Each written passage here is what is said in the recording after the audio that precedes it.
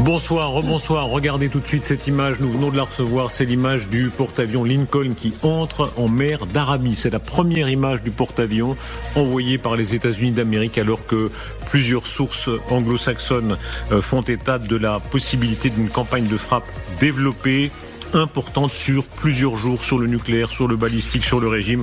Nous y revenons dans quelques instants avec nos envoyés spéciaux également. Mais d'abord, l'autre événement, il est en France, c'est l'ouverture des enquêtes concernant l'affaire Epstein. Vous êtes avec nous, Anne Niva, bonsoir. Bonsoir Marius. Gallagher Fenwick, bonsoir, merci d'être là. Maître Rouas, bonsoir. Bonsoir. Vous êtes avocate pénaliste, avec nous aussi Guillaume Fard, bonsoir. Bonsoir. Vous êtes le consultant police-justice de TF1 et de LCI. Et Guillaume Roquette, bonsoir Guillaume. Bonsoir Marius. Merci beaucoup. L'ouverture de ces enquêtes donc concernant l'affaire Epstein. Cette fois-ci, le volet français de l'affaire est en train de se préciser. On va entrer dans le détail dans quelques instants. Maître Rouas, que peuvent changer ces enquêtes à court terme ? Déjà, l'ouverture d'une enquête préliminaire et à terme d'une information judiciaire sur le volet français. Sur les connexions en fait qu'avait Monsieur Epstein avec Monsieur Epstein avec des Français, essayer de savoir exactement est-ce qu'il y a des implications à la fois sur le volet financier et sur le volet pédocriminel. Pour l'instant, il n'y a pas eu de poursuite à ma connaissance. Et l'appartement, il faut s'arrêter un instant à l'appartement d'Epstein à Paris, cet appartement de 800 mètres carrés, avenue Foch, qui est visiblement le point central. Il y a des caméras partout, hein, à l'intérieur comme à l'extérieur. Et qui a été visité par des enquêteurs dès 2019, avec certains d'entre eux qui décrivent notamment des photos de personnes, des femmes jeunes, nues, et donc qui laissent à penser que les personnes, alors je ne sais pas on n'a pas l'information où étaient disposées ces photos, mais que les personnes qui sont passées par là peuvent difficilement dire qu'elles ne savaient pas. En tous les cas, ça induit quand même un certain doute. Après, quand Maître Rouas parle du volet français, c'est intéressant parce que je pense qu'une question qui taraude beaucoup de celles et ceux qui peut-être découvrent l'utilisation que M. Epstein pouvait faire de cet appartement, c'est que justement, on a le sentiment d'une certaine classe ou de personnes qui appartiennent à une élite qui se meuvent assez aisément entre différents environnements et, dans le cas de Jeffrey Epstein, souvent pour commettre des crimes pédocriminels ou alors effectivement financiers. La France jouait un rôle très important, j'aimerais que vous réagissiez là-dessus, c'est-à-dire qu'on était parti de premières déclarations, on disait bon c'est surtout une affaire américaine, non, c'est une affaire en très grande partie française. En partie oui, parce que d'abord Jeffrey Epstein séjournait en France. Quand il séjournait en France, il demandait expressément que on lui trouve des jeunes femmes qui, pour certaines d'entre elles, ensuite repartaient dans sa résidence américaine et notamment aux îles Vierges, mais pas toujours. Il semblait, en tout cas c'est ce qui ressort de sa correspondance qui a été dévoilée aux États-Unis, complètement obsédé par l'idée d'être mis en relation constamment avec de nouvelles jeunes femmes. Et donc, dans le cas de la France, il y avait un système de rabattage assez structuré en réalité. Et il y avait des jeunes femmes qui ont pu servir de rabatteuses, mais il y a aussi eu des hommes. Et parmi ces hommes, le parquet de Paris maintenant s'intéresse au moins à 3 d'entre eux, voire peut-être même 4. Dans les 3, il y a d'abord le cas un peu particulier de Fabrice Edan, ce diplomate. Le ministère des Affaires étrangères a signalé sa situation au parquet de Paris, qui du coup a été mis en éveil sur ce sujet-là. Donc on verra si effectivement une enquête démarre. Ensuite, il y a deux autres sujets. Il y a la question de Daniel Siad, qui lui aussi se verrait reprocher particulièrement des faits de viol. Donc le parquet de Paris s'est penché sur son cas. Et puis il y a la question aussi d'un chef d'orchestre qui lui serait visé ou possiblement concerné par des faits de harcèlement sexuel. Donc le parquet de Paris se penche aussi sur lui. Donc ça fait déjà 3... C'était une industrie. Quand on voit ces images, quand on entend évidemment, et l'affaire Haïdan éclatait déjà depuis quelques jours, celle de Chalin aussi, Siad, on comprend que chacun avait une espèce de mission et c'était vraiment une industrie criminelle. Oui, et le personnage le plus central qui est Jean-Luc Brunel, lui est mort. Puisqu'on l'a retrouvé mort en détention. Néanmoins, même si sa mort vaut extinction de l'action publique, mais néanmoins, le parquet de Paris pourrait réouvrir des enquêtes, alors pas sur Jean-Luc Brunel, mais sur la galaxie autour de lui. Donc, est-ce qu'il y a eu du retard ? Parce qu'on est là, vous dites certains sont morts, Epstein est mort, mort. En réalité, est-ce que tout ça aurait pu être fait plus tôt ? Dès 2019, l'association Innocence en danger avait publiquement obtenu 2 signalements. Donc 2 signalements en 2019, c'était quand même il y a relativement longtemps. Et à l'époque, ça n'avait pas été très loin. Donc effectivement, on était tous en train de se dire que l'enquête américaine, il fallait attendre les résultats de l'enquête américaine. Mais on peut se poser la question si du côté français, ça n'a pas été en quelque sorte bâclé. Et c'est là on s'en rend compte, bien évidemment, assez tard. Regardez, je vous donne la parole, la frise chronologique. Il faut toujours, la chronologie commande, dit-on toujours. Et effectivement, quand on voit que la première plainte, on remonte à 2005, mais il plaide coupable. Et la condamnation, il y a une condamnation à 18 mois de prison en 2008. Donc on peut pas dire que les gens ont découvert ça tout à coup en lisant les journaux en 2019. Il y a vraiment, pour ceux qui s'y intéressaient, et normalement la justice devrait s'intéresser à ce genre de choses, et un certain nombre de contacts, il y avait des signaux bien avant. Oui, c'est vrai, mais ces signaux, ils venaient essentiellement des États-Unis. Et le déclencheur de toutes ces poursuites, c'est la publication par le ministère de la Justice américain de ces 3 millions de pages d'échanges de mails. Et par exemple, ça c'est dans le volet d'une possible fraude fiscale, mais pour le cas de Jack Lang, on ne savait pas avant qu'il avait s'il pouvait avoir ce lien financier avec Epstein. On savait qu'il l'avait sollicité pour pouvoir financer un film à sa gloire. Mais bon, j'allais dire, c'était une démonstration de plus de l'ego démesuré de Jack Lang. C'était pas en soi forcément un délit. Et donc, c'est peut-être pour ça que les choses ont tardé. Je comprends bien un peu la tentation, entre guillemets, de se dire, mais c'est pas normal qu'on n'ait pas su avant. Et c'est vrai que c'est proprement atroce tout ce qu'on découvre. Mais d'abord, il y a des gens qui sont concernés à des niveaux divers. J'ai l'impression, d'après ce que j'ai lu, entre le chef d'orchestre, par exemple, dont on parlait, et Jean-Luc Brunel, c'était pas le même degré d'implication. Donc, tout est en train de sortir, et tant mieux. Mais j'ai pas le sentiment qu'on ait des preuves qu'il y a eu dissimulation jusqu'à présent. Et c'est intéressant parce que quand on dit, voilà, il y a des gens qui sont cités, etc. Vous savez, en matière judiciaire, il faut faire preuve de beaucoup de prudence. C'est pas parce qu'il y a eu 2 signalements d'une association X, Y ou Z, voilà, le parquet doit mener des investigations. S'il n'a pas déclenché des poursuites, c'est qu'il y a des raisons, c'est que peut-être il n'y a pas de raison fondamentalement. Il faut aller vraiment très doucement. Citer des noms, c'est bien parce que ça apparaît sur ces fameux fichiers, mais dans ces fichiers, il y a énormément de noms et donc il faudra vraiment faire le tri entre des gens qui ont été en contact comme ça de façon anecdotique, si je puis dire, même de façon assez suivi, et puis des gens qui sont vraiment impliqués. Et ça, c'est, vous voyez, c'est, pour reprendre une expression mitterrandienne, c'est la différence entre le bon grain de livret. C'est-à-dire que vraiment, il faut faire très attention à ne pas tout mélanger, à jeter des gens en pâture, parce que ça peut être dangereux aussi. Ça. Mais on parle d'Epstein lui-même. Alors évidemment, il y a tout ce de gravité, mais Epstein lui-même, quand on voit le degré criminel,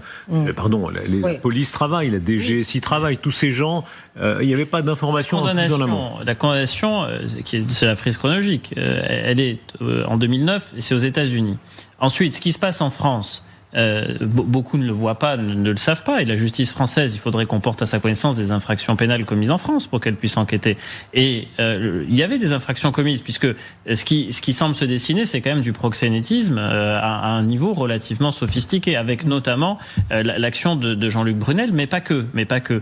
Et tous ces faits-là, de jeunes femmes qui aujourd'hui disent que dans les années 2010 notamment, elles étaient approchées, que certaines allaient regarder sur Internet qui étaient Jeffrey Epstein, mais qu'au départ on ne leur disait pas, que le voyant sur Internet et voyant que c'était des faits de proxénétisme dans le cas des États-Unis, fuyaient en courant pour certaines, pour d'autres le découvraient et parfois trop tard, d'autres étaient violés, d'autres étaient ensuite emmenés aux États-Unis. Enfin, tout cela dans les années 2010, ça n'était pas véritablement su en France. Et il faut pas mélanger non plus les degrés d'implication et les sujets, parce que là on parle d'infractions extrêmement graves de proxénétisme organisé. Monsieur Lang, qui est démissionnaire à l'Institut Monde Arabe, en l'état de nos informations, il n'est pas concerné par des faits à caractère sexuel. Sa fille a des liens financiers avec Jeffrey Epstein, et donc le parquet national financier va commencer des investigations en ce sens.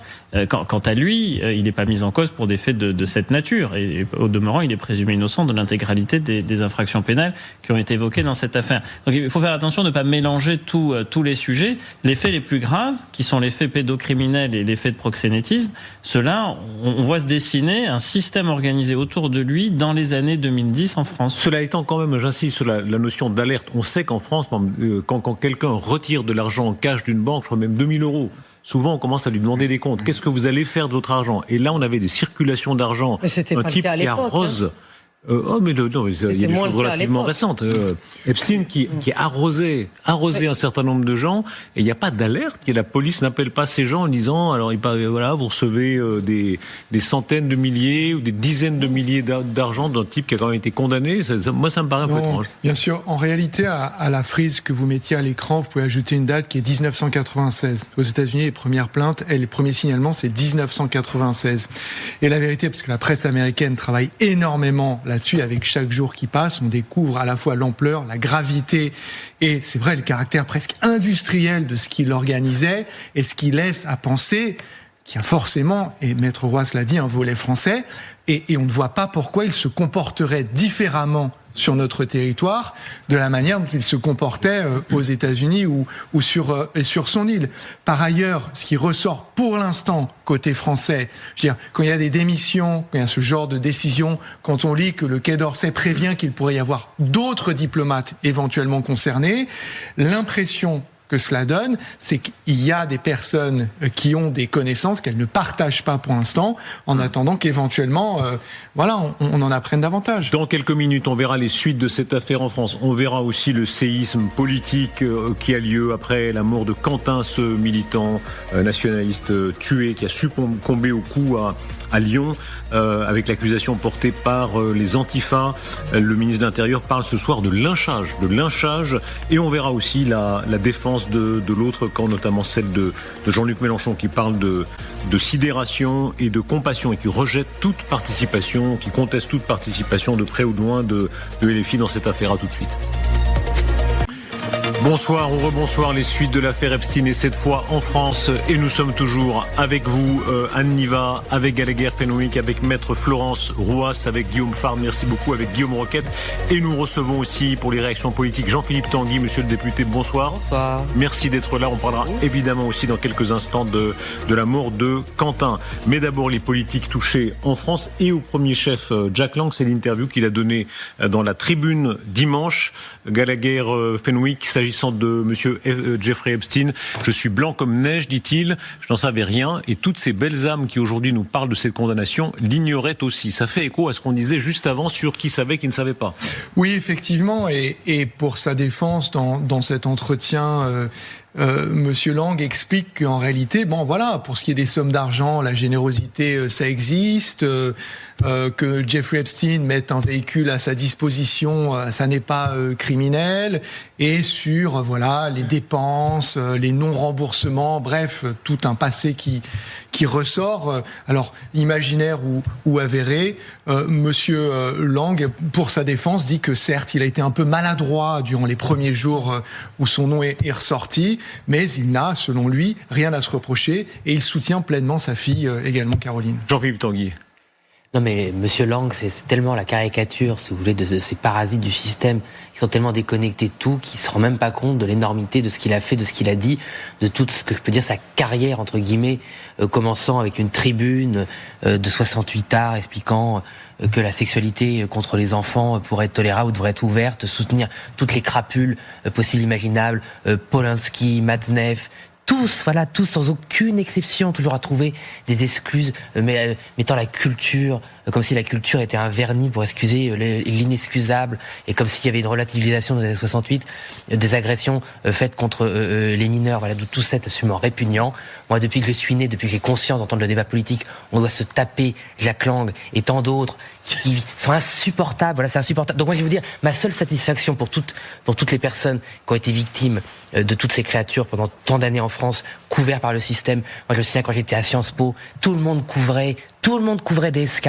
Vous m'entendez? Tout le monde, je l'ai dit 200 fois depuis que je fais de la politique. Ils ont tous couvert DSK. La direction des coins à l'époque couvrait DSK. Tous les socialistes couvraient DSK. Le système parisien couvrait DSK. Il y avait une émission où il y a une jeune femme qui avait eu le courage de dire qu'elle avait été agressée devant tout le monde. Tout le monde l'avait entendu. Personne n'a rien fait. Donc tous ces gens c'est insupportable, voilà. Vous savez très bien, on verra ce que donne. J'ai toujours critiqué quand LCI recevait Cohn-Bendit, qui de la même façon a cautionné les mêmes choses. C'est insupportable. Donc ma seule satisfaction là-dedans, c'est que Monsieur Lang soit enfin tombé, Alors, monsieur le qu'on député, s'en on débarrasse. verra ce que donnent les enquêtes, mais quand vous dites parasite, parce que ça concerne plus largement, pas seulement le cas de, encore une fois, on verra ce que disent les enquêtes sur lui et de façon générale, mais parasite, vous pensez, est-ce que c'est représentatif? Et je vous pose la question à vous sur ce plateau. Je dis c'est un peu diffamatoire. Eh ben, il m'attaquera. Parasite. C'est leur procès Oui, contre quand même, oui. Alors il y a parasite au sens politique. Alors parce qu'effectivement, il y a plusieurs cas d'ailleurs de droite et de gauche. Il faut bien le souligner. Aux États-Unis aussi. Aux États-Unis, on voit comment les partisans de Trump et ceux de Clinton, chacun dit, regardez, souvent sur l'île ou souvent dans les soirées d'Epstein, il y avait un tel démocrate, un tel républicain. Tout le monde, pas tout le monde, mais beaucoup dans les deux camps ont mangé à ces râteliers. Oui, mais en l'occurrence, pour ce qui concerne Jack Lang, voilà, à aucun moment il est dit que il a été embarqué dans ces histoires-là. Et donc, en revanche, là où je pense que sa défense est faible, c'est quand il dit je savais pas qui était ce monsieur. On peut faire beaucoup de reproches à Jack Lang, mais il y a un point sur lequel il est absolument imbattable, c'est la qualité et la connaissance de son réseau. C'est un homme qui a qui ne perd jamais le fil avec tous ses interlocuteurs, qui les suit, qui regarde comment ils peuvent lui être utiles. C'est ce qui explique sans doute d'ailleurs que à 80 ans et plus, il était toujours président de l'Institut du monde arabe. Donc quand il dit je savais pas du tout qui était ce monsieur, j'ai découvert, je suis tombé de l'armoire quand j'ai vu qu'il avait été condamné pour les crimes qui ont été ceux d'Epstein, j'ai du mal à y croire. Sur le parasitisme politique, parce que sortons du seul cas de Jack Lang, il y a beaucoup de cas en Europe. Alors, il y a ce Rod Larson qui a été en contact notamment avec Haïdan, le diplomate français. Lui, c'était une figure des accords d'Oslo. Ses propres enfants sont couchés sur le testament d'Epstein à hauteur, je crois, de 10 millions. Tellement martien. Jack Lang, c'est pas Jack Lang, c'est Jack Lang, l'ancien Premier ministre de Norvège. Alors lui, il a tout pour lui, si on veut, jusqu'à présent, c'est-à-dire ancien président du Nobel de 2009 à 2015, Premier ministre social-démocrate. Il était vraiment la figure de la bien-pensance européenne, donneuse de leçons à tout le monde. Il va jusqu'à demander à Epstein de lui faire un certificat pour acheter un appartement. On est là là oui, il y a une forme de parasitisme politique. Non, oui, après je pense que si vous voulez, ce qui me frappe, c'est que dans la conversation qu'on est en train d'avoir, à partir de quand est-ce que l'inélégant, l'écart, devient l'illégalité? Et dans les exemples qui étaient donnés, que ce soit DSK, et je pense qu'on a fréquenté cette même école à peu près à la même période, ou pour Jack Lang, oui, beaucoup de gens avaient conscience d'un comportement qui était au minimum très inélégant. Et on parlait facilement, effectivement, d'écart, mais pas d'illégalité. Et c'est là-dessus que la justice doit se pencher. Et c'est à elle de trancher pour décider. Il y a des choses qui, moralement, d'un point de vue comportemental, et chacun jugera, sont franchement pas très appréciables ou de mauvais goût. En revanche, ce qui n'est pas excusable, et ça, ce n'est pas une question de goût, c'est l'illégal. Mais la tartufferie, pardon, encore une fois, quand vous êtes un monsieur important, représentant les élites européennes, et que vos enfants sont couchés à hauteur de plusieurs millions de dollars sur le testament, vous dites qu'il y a quelque chose de pas net, disons, franchement. C'est la contrepartie. Est-ce que c'est du trafic d'influence ? Est-ce que c'est de la corruption ? Est-ce que c'est d'avoir couvert des faits qui sont des faits de proxénétisme aggravé ? Ou est-ce que c'est d'avoir couvert et participé à des faits de pédocriminalité ? Mais vous voyez que là, l'échelle de la gravité des infractions n'est plus la même. Et donc... Attendez, Guillaume Fard, si quelqu'un qui a déjà été condamné en 2008, qui est connu, couchait vos enfants sur le testament à hauteur de plusieurs millions, évidemment, c'est pas tout à fait net. Ce que je veux dire, c'est qu'il faut connaître sur un plan pénal la nature de la contrepartie. C'est ça que je dis. Sûr. C'est-à-dire qu'il y a ceux qui sont dans la corruption pure, ou dans le trafic d'influence, au demeurant, dans le cas de Jack Lang, qui reste présumé innocent de l'intégralité des faits qui pourraient lui être reprochés. Répondez-moi en général, s'il vous plaît. C'est-à-dire, en général, est-ce que selon vous, encore une fois, on sort du seul Jack Lang, est-ce que, pas tous, il ne s'agit pas de dire tout le monde est pourri, mais est-ce que ça révèle une forme de tartufferie dans le milieu politique, économique, voilà, dans ce qu'on appelle couramment les élites ? Juste un mot, moi je ne sais pas si ça révèle quoi que ce soit dans le milieu politique, mais en tout cas ça révèle qu'on vit plus dans le même monde. Et ça révèle que le prédateur qui est Jeffrey Epstein était un séducteur et qu'il a séduit tout le monde. Tous les grands de ce monde, il les a séduits. La liste est longue, on ne sait même pas jusqu'où elle va. Et avec 10 millions, évidemment, quand on met 10 millions sur la table, c'était un menteur, c'est un menteur charismatique, et il a séduit tout le monde. Et tout le monde allait dans ses fêtes, effectivement. Et à l'époque, personne n'y voyait quoi que ce soit de répréhensible. C'est ça qui est important. important, c'est qu'aujourd'hui, effectivement, c'est perçu de façon différente, mais à l'époque, personne n'y voyait rien de répréhensible. Et c'est pour ça que tout le monde couvrait tout le monde, comme vous l'avez dit. Mais moi, je suis pas tout à fait d'accord avec vous, Madame Niva, là-dessus. Moi, je l'ai pas accusé. Moi, j'ai aucun problème s'il veut me faire un procès.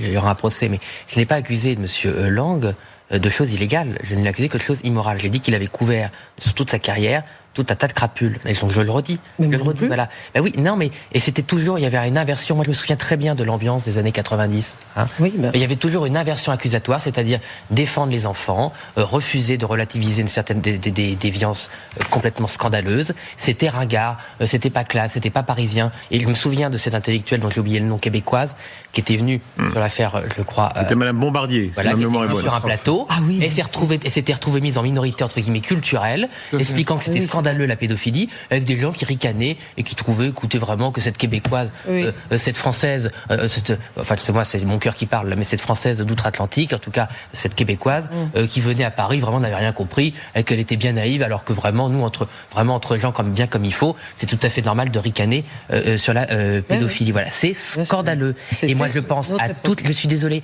ces comportements scandaleux ont eu des conséquences. Combien de sales types se sont dit en entendant ces gens-là, oh ben oui, si des gens très intelligents qui sont sur les plateaux de télé relativent cela, eh bien alors je peux bien avoir un comportement criminel et faire des victimes. Ce comportement a eu des conséquences sur des centaines, peut-être des milliers d'enfants et de jeunes en France. C'est pas anecdotique. Est-ce que j'ai parlé de Sciences Po parce que moi je l'ai vu. J'ai vu certains de mes amis être victimes de comportements, et quand on le dénonçait, parce que certains avaient le courage de le dénoncer, eh bien c'était nous qui étions mis au banc de l'école.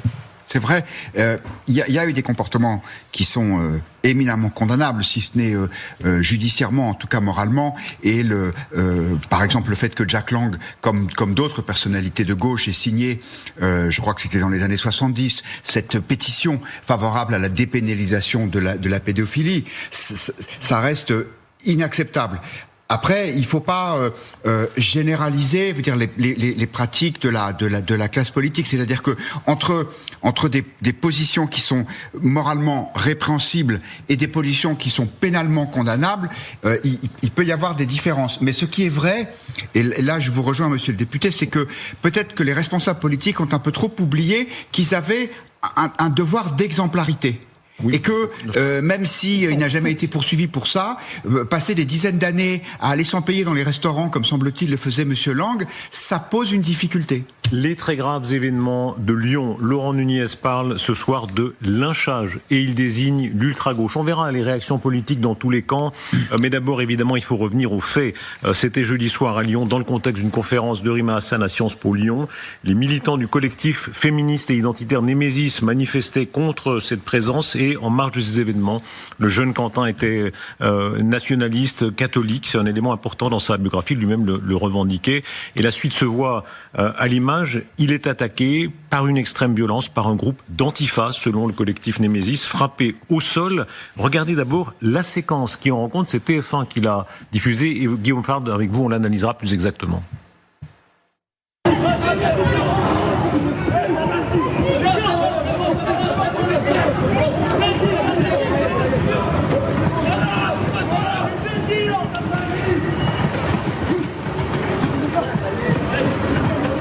Voilà, aidez-nous à la comprendre, vous êtes notre spécialiste, Guillaume Fard, vous avez passé beaucoup de coups de fil tout au long de la journée. Quand on voit l'image où précisément le jeune homme, alors il faut dire pour l'instant, la preuve ultime qu'il s'agit de Quentin n'est pas là, mais tout converge vers là, qui est là, frappé alors qu'il est à terre. Oui, il est frappé au sol. Ça, c'est effectivement une séquence exclusive de TF1 qui a été diffusée aux 20h hier soir et qui montre les coups qui ont entraîné la mort de Quentin. Donc là, c'est précisément ce que montre cette séquence. Maintenant, ce que cette séquence ne montre pas, c'est ce qui s'est passé avant, ce qui s'est passé après. Pour ce qui s'est passé avant, on a recueilli différents témoignages, dont un témoignage précis qui a été diffusé sur l'antenne d'LCI d'un homme qui évoque avoir assisté à une rixe préalablement à cette séquence. Et ce qui s'est passé après, c'est le Parisien qui écrit disposer d'informations comme quoi Quentin ne serait pas resté sur place, se serait ensuite relevé avec l'aide d'un camarade et il serait parti pendant près d'une heure dans Lyon pour essayer de se mettre à l'abri. Ça, c'est le Parisien qui le dit. Nous, on n'a pas recoupé ces informations à cette heure, mais je le mentionne pour une raison, pour dire que ça n'est pas encore tout à fait clair ce qui s'est passé avant, ce qui s'est passé après, et que c'est à l'enquête de le déterminer. Mais toujours est-il que Quentin, à cette heure, effectivement, a perdu la vie. Ce qui est vraiment évidemment très parlant, encore une fois, on reviendra sur ce qui est avant et après, c'est ce moment où il est frappé à terre. Oui, ces images sont terribles. On pense à la famille et à ses proches. Et de toute façon, évidemment, l'enquête devra prouver, mais rien ne peut justifier les images que l'on voit, absolument rien. Donc, c'est une violence, c'est un acharnement qu'a mené. Et quand on frappe de la façon, malheureusement, dont Quentin a été frappé, c'est pour tuer, une intention de tuer, ou une intention, en tout cas, de faire tellement mal qu'il a très peu de chance de s'en sortir. Et visiblement, en plus, ça a été filmé. Ils se filment entre eux, donc il y a cette autre barbarie contemporaine qui consiste à se satisfaire et à jouir de la violence et de la haine gratuite qui est insupportable. On peut se poser la question surtout de ce qui se passe dans cette ville de Lyon. Cette ville de Lyon qui est gangrénée par une violence des deux bords depuis très longtemps, de la droite et de la gauche extrême. Et personne n'arrive à quoi que ce soit à Lyon. Donc ça n'est pas nouveau, ça n'a étonné, pardon de le dire, quasiment personne, en tout cas dans cette ville. Et c'est cette violence qui est inexplicable. Tout le monde évidemment la condamne. Je vois pas qui pourrait ne pas condamner cette violence. Enfin moi j'ai parlé à beaucoup de jeunes de cette vidéo hier et notamment à mon fils qui a 19 ans, qui est choqué bien sûr par les faits, mais qui n'est pas choqué par la violence. Parce que la violence, aujourd'hui, les jeunes, ils l'ont complètement intégrée. Et ce qu'ils ont intégré aussi, c'est que les politiques parlent, les politiques récupèrent, mais qu'ils n'ont pas de solution du tout. Écoutez Laurent Nunez qui parle cette fois de lynchage. Les mots ont leur sens. Alors on va voir beaucoup les commentateurs, les politiques, certains disent meurtre, mise à mort, etc. Le choix de Laurent Nunez de parler de lynchage ce soir. Il est totalement inadmissible, inacceptable de mourir dans des conditions pareilles. Je crois que le mot de lynchage a été employé d'ailleurs par l'avocat de la famille. Et vous le confirmez. Ce qu'on voit aux images, c'est effectivement un lynchage. Quand vous portez des coups à un homme à terre à plusieurs, vous ne pouvez pas ignorer que vous pouvez donner la mort en plus. Et donc le procureur a parlé de violence criminelle. Et je pense qu'il a parfaitement raison. Oui, de toute façon, vous avez raison dans ce que vous dites, Madame Niva. C'est-à-dire qu'il y a un contexte de violence, notamment dans la jeunesse, au sein de la jeunesse, qui est extrêmement inquiétant et que moi je rencontre dans l'exercice de mon métier et qui souvent me sidère. Cette violence, alors elle s'exprime de différentes manières, dans différents contextes, mais c'est vrai que c'est encore un symptôme de notre société. C'est vrai que cette violence qui est intégrée dans l'esprit des jeunes aujourd'hui, alors c'est vrai que là on est dans un contexte politique. Et c'est vrai que voilà, on est arrivé à cela parce que il y a telle ou telle idée politique. C'est vrai que ça reste très inquiétant. Je ne sais pas ce que l'enquête va donner parce qu'encore une fois, moi je suis très soucieuse de respecter le déroulé des enquêtes, la présomption d'innocence, voilà, parce que il faut laisser le temps de l'enquête se faire. Mais c'est vrai que notre réaction, comme au premier abord, c'est de se dire que faire de cette ambiance comme ça de violence et qui n'a pas trouvé pour l'instant Il n'y a plus de limite. On voit plus de limite. Alors là, c'est de la violence politique. Mais ça n'est pas nouveau. Enfin, pardon, que des mouvances ultra gauche, droite s'affrontent en marge de conférences, de meetings, sur des campus universitaires. Enfin, je vous rappelle pas les conditions dans lesquelles feu Jean-Marie Le Pen a perdu son œil. Il y a des affrontements extrêmement violents qui peuvent provoquer des infirmités. Il y en a malheureusement toujours eu dans l'histoire. Des morts, c'est comme ça. Alors, il y avait eu Clément Méric en 2013. Voilà. Alors, fort heureusement, ça conduit pas toujours au décès. Mais je vous rejoins sur le fait qu'une infirmité est moins grave qu'un décès, mais c'est grave tout de même. Hein. Oui. Et cela, depuis 5 ans, effectivement, les violences ultras ont augmenté, au point que le nombre de dissolutions qui ont été demandées par des ministres de l'Intérieur, elles aussi ont augmenté, de part et d'autre. Hein. À l'extrême gauche, les soulèvements de la Terre, plus récemment la Jeune Garde, l'ultra-droite, les Zouaves de Paris, Génération Identitaire. Enfin, le nombre de demandes qui, dans certains cas, ont pu être infirmées ou confirmées par la justice administrative, qui ont été formulées par les différents ministres de l'Intérieur depuis 5 ans, est beaucoup plus importante que par le passé. Donc oui, ces groupes-là se recherchent, et quand ils se trouvent, ils s'affrontent très violemment. Et parfois, ils vont même se débusquer dans les bars fréquentés par les uns par les autres. C'est vrai qu'effectivement, ces violences ont toujours existé. Il me semble que ce qui est nouveau, c'est que l'un des groupuscules dissous dont on vient de parler, la Jeune Garde, a un de ses fondateurs qui est député de la France Insoumise, grâce à Jean-Luc Mélenchon, qui l'a choisi. un homme, il s'appelle Raphaël Arnaud, qui a été condamné à 4 mois de prison avec sursis pour avoir tabassé, ils étaient 6, parce qu'ils sont pas très courageux souvent ces gens-là, pour avoir tabassé un jeune homme de 18 ans à Lyon. Donc c'est pas nouveau cette violence. Ce qui est nouveau, c'est qu'aujourd'hui, il y a des acteurs de cette violence qui font des carrières politiques. Et donc il n'y a plus cette paroi étanche qui, à mon avis, est indispensable entre, d'un côté, l'expression politique violente que jamais rien ne peut justifier, et puis l'activité politique normale, parfois vive d'ailleurs, avec des débats, avec des gens qui ne sont pas d'accord, avec de la polémique. Guillaume, précisons que ce soir, l'assistant parlementaire de Raphaël Arnaud, c'est celui qui a été accusé par le collectif Némésis, qui dit il était présent là et il est responsable. Il nie être responsable. Alors, l'enquête dira s'il était présent, mais en tout cas, il fait dire par son avocat qu'il nie absolument être responsable de ce qui s'est passé. Oui, mais j'ajoute que dans la même interview dont vous venez de diffuser un extrait, le ministre de l'Intérieur dit « L'enquête permettra de confirmer ou pas si c'était des militants de la Jeune Garde, donc cette association cofondée par le député Raphaël Arnaud, mais les témoignages vont en ce sens manifestement, dit le ministre de l'Intérieur. Vous pensez bien que s'il se permet de dire ça publiquement à une heure de grande écoute, c'est parce qu'il a des éléments tangibles. Et donc ce mouvement, la Jeune Garde, qui est protégé par Jean-Luc Mélenchon, qui a contester sa dissolution en expliquant que c'était des jeunes camarades et qui faisaient un travail formidable. Ce que ce soir Jean-Luc Mélenchon rejette. Écoutez-le dans sa déclaration de ce soir. Tout a été truqué, arrangé pour faire croire à une sorte d'expédition du service d'ordre insoumis pour traquer un pauvre malheureux, puisque l'avocat dit qu'il n'avait rien à voir avec un service d'ordre ou un service de sécurité. Nous n'avons rien à voir avec cette histoire. Et ceux qui nous accusent sont des calomniateurs. Avis et contre-avis, Jean-Philippe Tanguy. Non mais l'enquête prouvera ou démontrera ou pas ce qu'il en est. Ce qui est sûr, c'est que la Jeune Garde est un mouvement qui se revendique de l'autodéfense. Donc de la violence. C'est un mouvement qui le revendique. Il revendique des actions violentes. Comme l'a dit Monsieur Roquette, ils ont déjà été condamnés. D'ailleurs, Monsieur Arnaud disait que c'était pas vrai qu'il faisait appel. Il n'a pas fait appel et il n'a pas revendiqué de ne pas avoir fait appel. Ça s'est fait, si je puis dire, dans les couloirs de la justice. Et d'ailleurs, ce midi, sur certaines antennes, des insoumis disaient que Monsieur Arnaud n'avait jamais été condamné pour violence. Et malheureusement, il y a trop peu de journalistes qui sont au courant et qui peuvent rectifier. Monsieur le député, disons les choses. Ça n'enlève rien, évidemment, à l'atrocité de ce qui s'est passé là. Mais de façon générale, il y a une ultra-droite et une ultra-gauche violente. Ça, on peut pas... Mais d'accord, mais Monsieur Arnaud, il est élu député de la Nation. Il a été élu député de la Nation avec le soutien de Monsieur Mélenchon, avec le soutien de toute la classe politique en dehors du Rassemblement national, puisqu'il faisait partie du barrage républicain.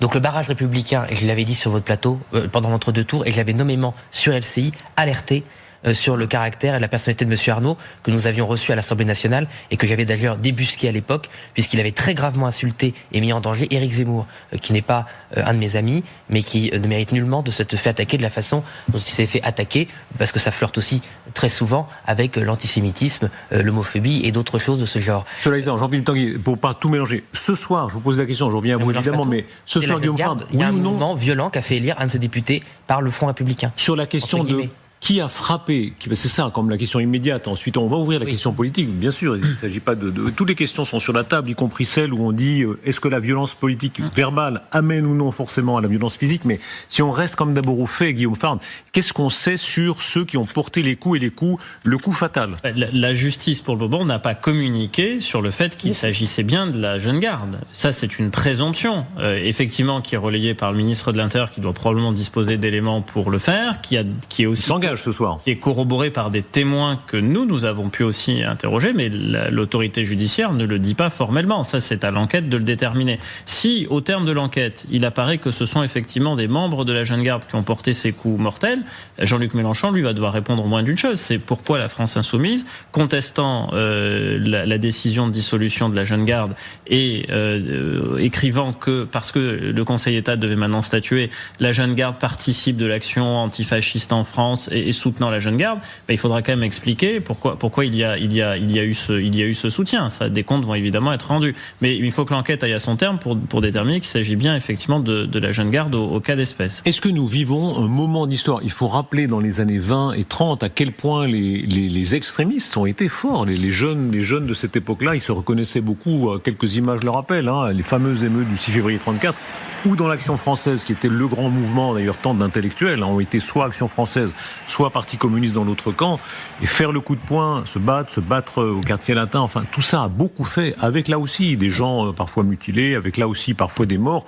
Voilà, notamment le 6 février 34 qui a été violent. Après, il y a une contre-manifestation de gauche qui a été aussi relativement violente. Les archives de Mitterrand, qui étaient dans certaines manifs, c'est de l'Action française de 35 contre les métèques, entre guillemets, comme disait l'Action française à l'époque. Donc, tout ça, est-ce qu'on vit, il ne s'agit pas de dire que l'histoire se répète, c'est toujours plus compliqué, mais est-ce qu'on vit un moment comme ça, où la violence, y compris, a de l'attrait pour une partie des jeunes?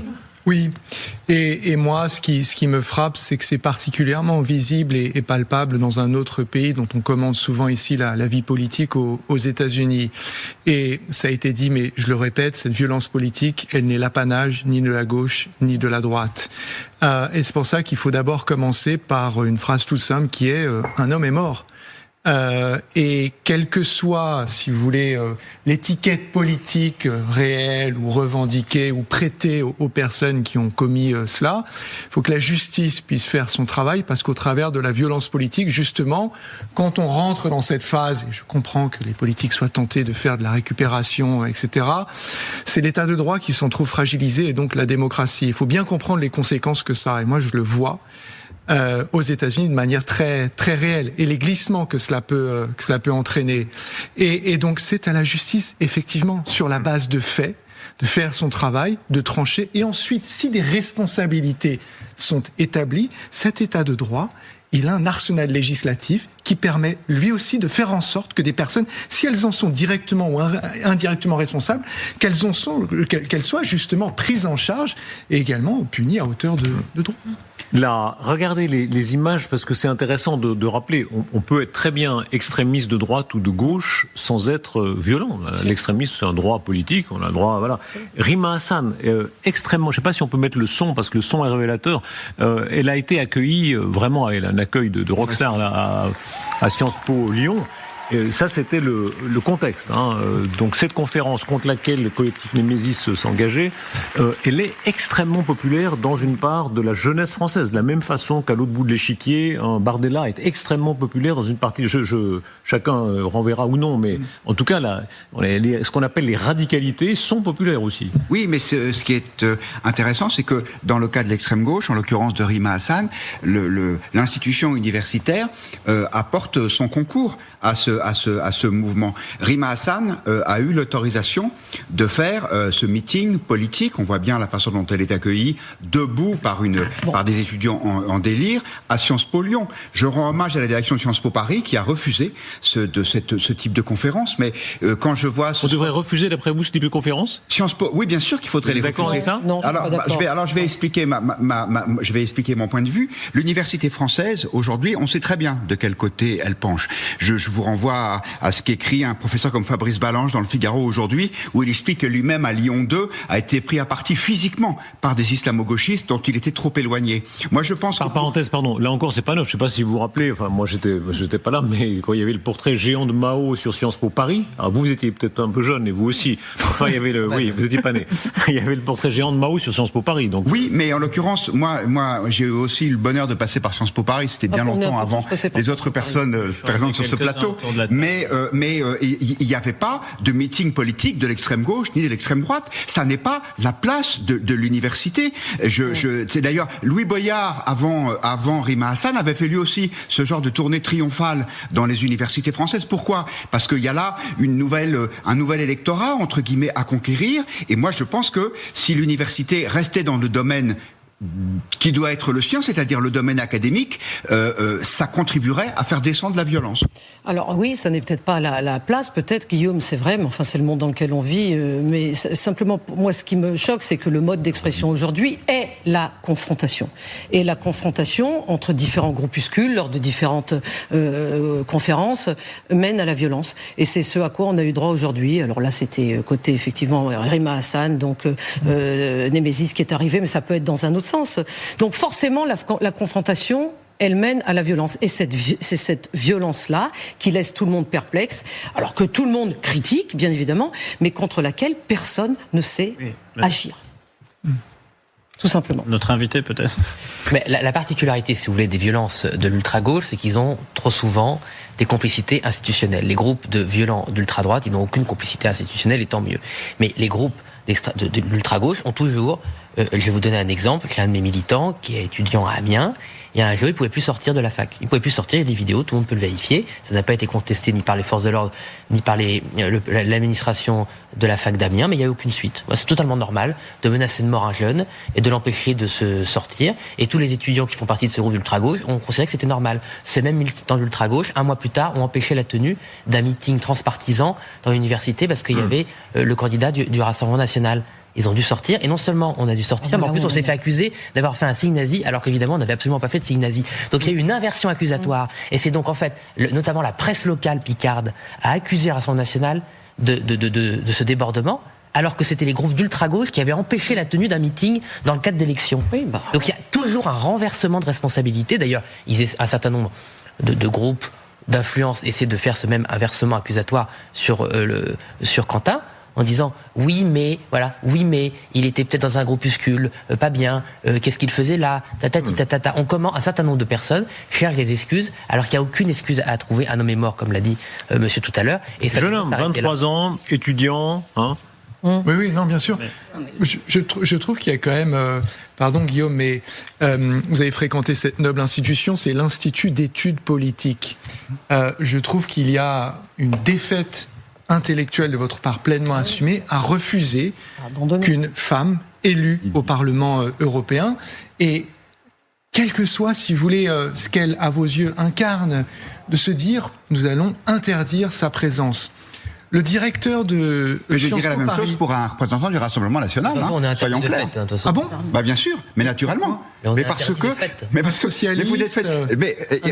y a une différence entre une institution académique, universitaire, dans laquelle on vocation. Moi, si je vais demain dans une université en disant je veux donner une conférence sur tel ou tel sujet.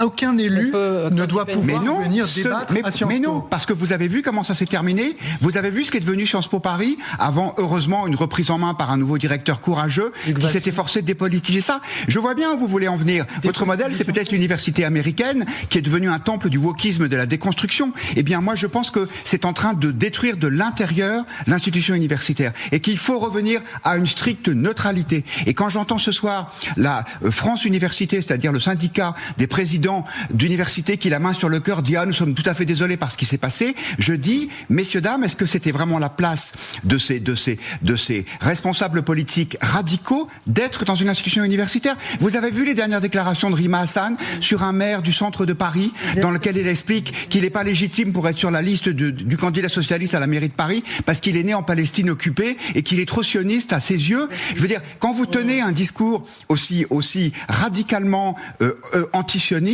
et pro-palestinien, dans le sens le plus radical du terme, je pense que nous sortons du monde universitaire. Que Rima Hassan ait le droit de dire ça, c'est une certitude. Il n'y a pas de violence physique. En revanche, que l'université ou Sciences Po Lyon, en l'occurrence, se montre complice de tels agissements, moi ça me choque. On reviendra à ce débat, c'est-à-dire est-ce qu'on peut être très violent, même verbalement, mais enfin le saut à la violence physique, c'est autre chose. On va y revenir dans quelques instants, mais d'abord repassons par les événements proprement dits. Avec vous, Bruno Pomar, vous êtes évidemment l'ancien instructeur du RAID, bonsoir. Bonsoir. J'aimerais que vous nous aidiez à comprendre, on ne peut pas faire l'enquête avant l'enquête, mais on va voir, regardez avec nous et décrivez s'il vous plaît ce que vous voyez, vous, de votre œil de professionnel des interventions, quand on voit cette image. C'est ce qu'a diffusé le JT de TF1, où on voit ce jeune homme qui est frappé au sol. Voilà, il est là au centre de l'image et de l'action. Alors, Encore une fois, on ne sait pas ce qu'il y a eu exactement avant.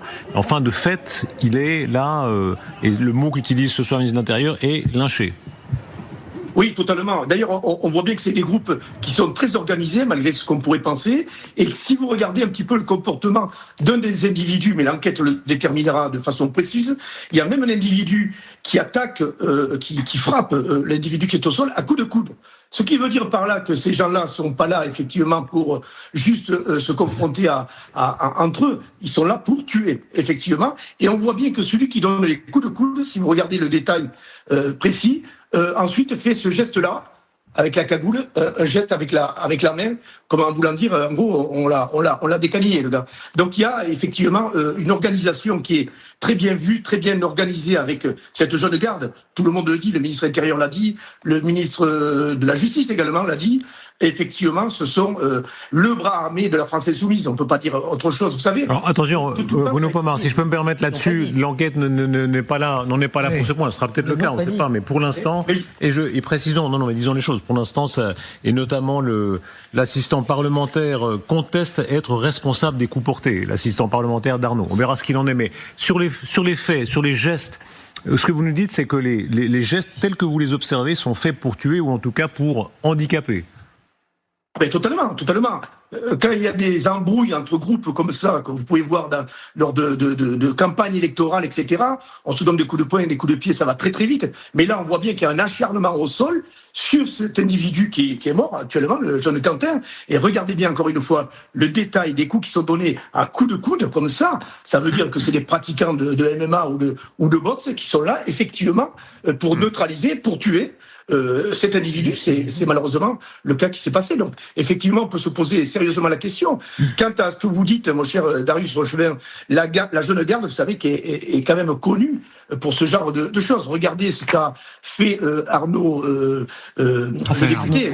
Raphaël Arnaud, qui a été quand même condamné par 3 mois de prison pour violence en bande, c'est-à-dire exactement ce qu'on voit ici sur les images.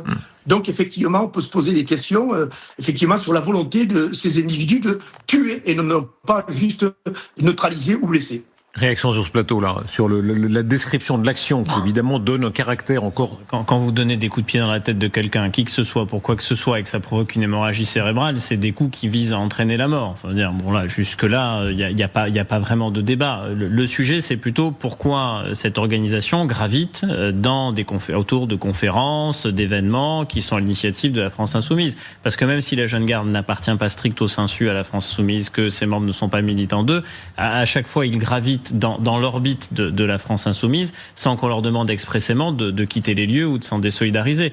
Donc il y a à minima une infinité, exactement de la même manière que les zouaves de Paris étaient présents à des meetings de Monsieur Zemmour et qui, même s'ils n'étaient pas expressément membres de Reconquête, on leur demandait pas de façon ferme de quitter les lieux. Donc dans les deux cas, vous avez des organisations violentes qui gravitent dans le sillage d'organisations politiques. Et les uns veulent absolument provoquer les autres. Les militants d'SOS Racisme étaient venus dans un meeting de Reconquête et s'étaient battus avec des membres du groupuscule des Zouaves de Paris. Et là, vous avez le collectif Némésis qui vient faire une action dans une conférence où Madame Hassan va prononcer des propos en marge desquels se tiennent probablement des membres de la Jeune Garde.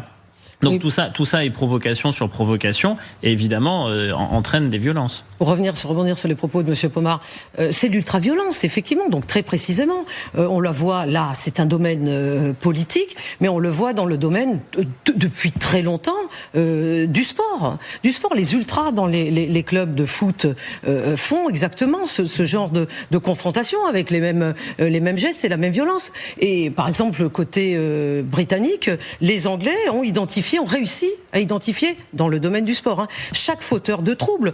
Et du coup, leur stade, ça se passe beaucoup mieux aujourd'hui. Nous, je regrette, je le dis, je le répète pour la 3e fois ce soir, on ne fait rien. Écoutez, ce soir, je donne tout la parole à Jean-Philippe Tanguy, mais Michel-Édouard Leclerc, il était l'invité de notre émission à 18h, il lui prend la défense, si on peut dire, de Jean-Luc Mélenchon en disant, en tout cas, il peut être excessif dans la parole, mais ça n'est pas pour autant que dans les actes, il l'est. Jean-Luc Mélenchon, il peut être une grande gueule, mais il est une grande gueule. Mais c'est pas un violent, c'est pas vrai. C'est un type hyper sensible, c'est un garçon hyper intelligent. Il m'a reçu dans plusieurs fois dans son club de la Boétie, l'Institut de la Boétie. Là. Enfin, c'est pas la Boétie, mais c'est pas l'Institut. Mais il s'est écouté. Mais voilà, il a besoin pour s'exprimer de se radicaliser, pour exister, pour passer dans les médias, mais on peut pas lui attribuer l'origine de ça. C'est pas vrai. Voilà, là aussi, avis et contre-avis, Jean-Philippe Tanguy. Non mais en l'occurrence, ça n'a rien à voir évidemment avec la tragédie de Lyon et la mort de Quentin. Mais enfin, Monsieur Mélenchon, il y a plein de vidéos où il dit à ses gardes de sécurité une fois, à un mec qui lui demande une photo, il dit à ces deux mecs de sécurité d'aller lui casser la gueule. Donc dire que Monsieur Mélenchon n'a pas une nature violente et littéralement un bisounours, faut peut-être pas exagérer. Voilà, moi je ne dis pas que c'est un lien, mais faut pas non plus exagérer dans le sens inverse. Par ailleurs, il y a évidemment les violences et il y a les discours qui peuvent mener aux violences. Monsieur Mélenchon, depuis trop d'années, mais il n'est pas le seul, puisque dans le centre, c'est aussi le discours, nazifie ses adversaires, fait passer ses adversaires politiques, pas seulement d'ailleurs l'Assemblée nationale, pour des gens dangereux, contre la République, contre la France, racistes, qui mettent en danger un certain nombre de personnes. Allez au bout de votre pensée, vous dites que ce type de discours risque de cautionner des actes violents. Il y a des jeunes qui, dans une partie, sont déjà radicalisés. Dire que l'adversaire n'est pas un adversaire politique que vous devez battre dans les urnes, mais ce sont des gens qui seraient dangereux, qui seraient racistes, qui feraient des discriminations, qui donc provoqueraient du malheur. Il le dit d'ailleurs. Il dit la France, Macron, c'est la France du malheur.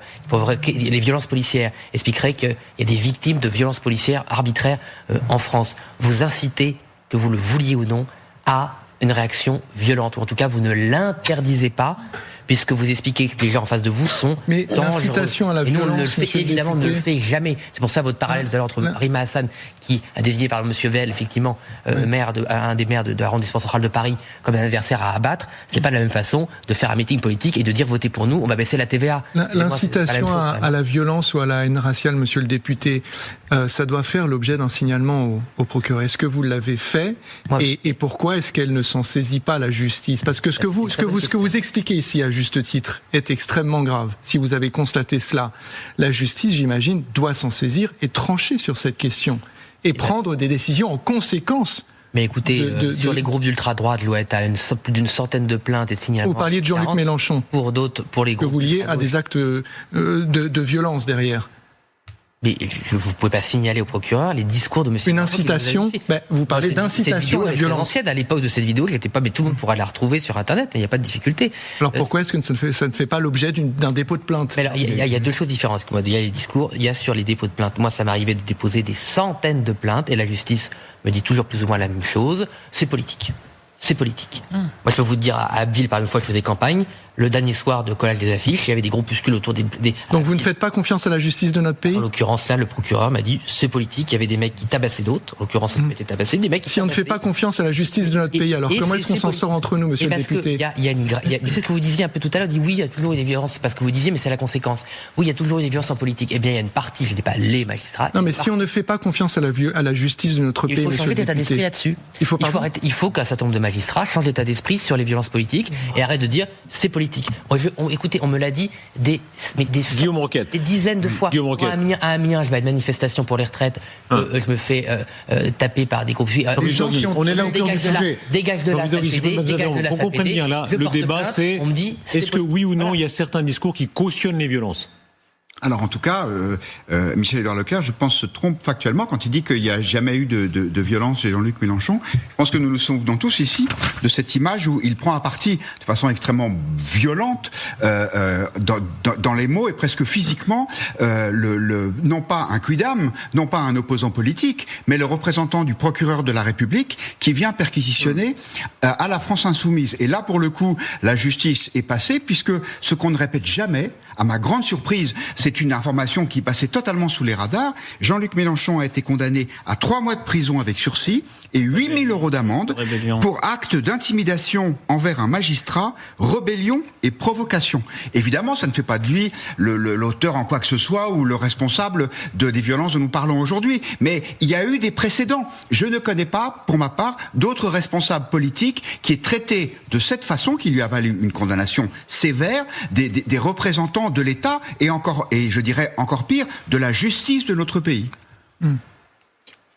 J'avais le souvenir que lors de condamnations récemment prononcées, du côté, me semble-t-il, du Rassemblement national, on avait eu des mots assez durs concernant la justice et les magistrats qui avaient prononcé la peine d'inéligibilité pour Marine Le Pen. Je n'ai pas été condamné, j'ai pas été en acte de rébellion et j'ai pas harcelé un agent de l'État qui faisait son travail. On pouvait contester une décision de justice et c'est pas pour ça que vous êtes en rébellion ou que vous êtes violent. Personne n'a appelé à des violences, bien évidemment, contre les magistrats. On ne le fera jamais. C'est pas du tout, ça n'a rien à voir avec notre ADN. Voilà. De toute façon, il suffit de regarder les publications du Rassemblement national. Vous voyez les commentaires. Les groupes d'ultra-droite, ils sont aussi violents que les groupes d'ultra-gauche. Est-ce que c'est pire qu'avant ? Est-ce que la violence a changé de nature ? On se rappelle, pardon, ça date, mais dans les années 30, justement, des gens comme Aragon, des grands intellectuels qui disaient feu sur la social-démocratie, qui faisaient l'éloge, du NKVD soviétique, qui disaient le bourgeois, faut le tuer. Là, dans l'incitation à la violence. Proche dans le temps, c'est Action Directe. Je veux dire, Action Directe a tué. Et plus proche encore dans le temps, quand Monsieur Rouillant, qui était d'ailleurs un des leaders d'Action Directe, qui a été condamné pour notamment des attentats qui ont été commis en France, parmi lesquels l'assassinat du PDG de la régie Renault, Georges Besse, de l'ingénieur général Audran, va à l'initiative de Révolution Permanente, le nom est explicite de ce collectif, sur des campus universitaires pour dire qu'il faudrait renouer avec des vieilles méthodes, on voit bien à peu près lesquelles, vous êtes évidemment dans une logique de violence.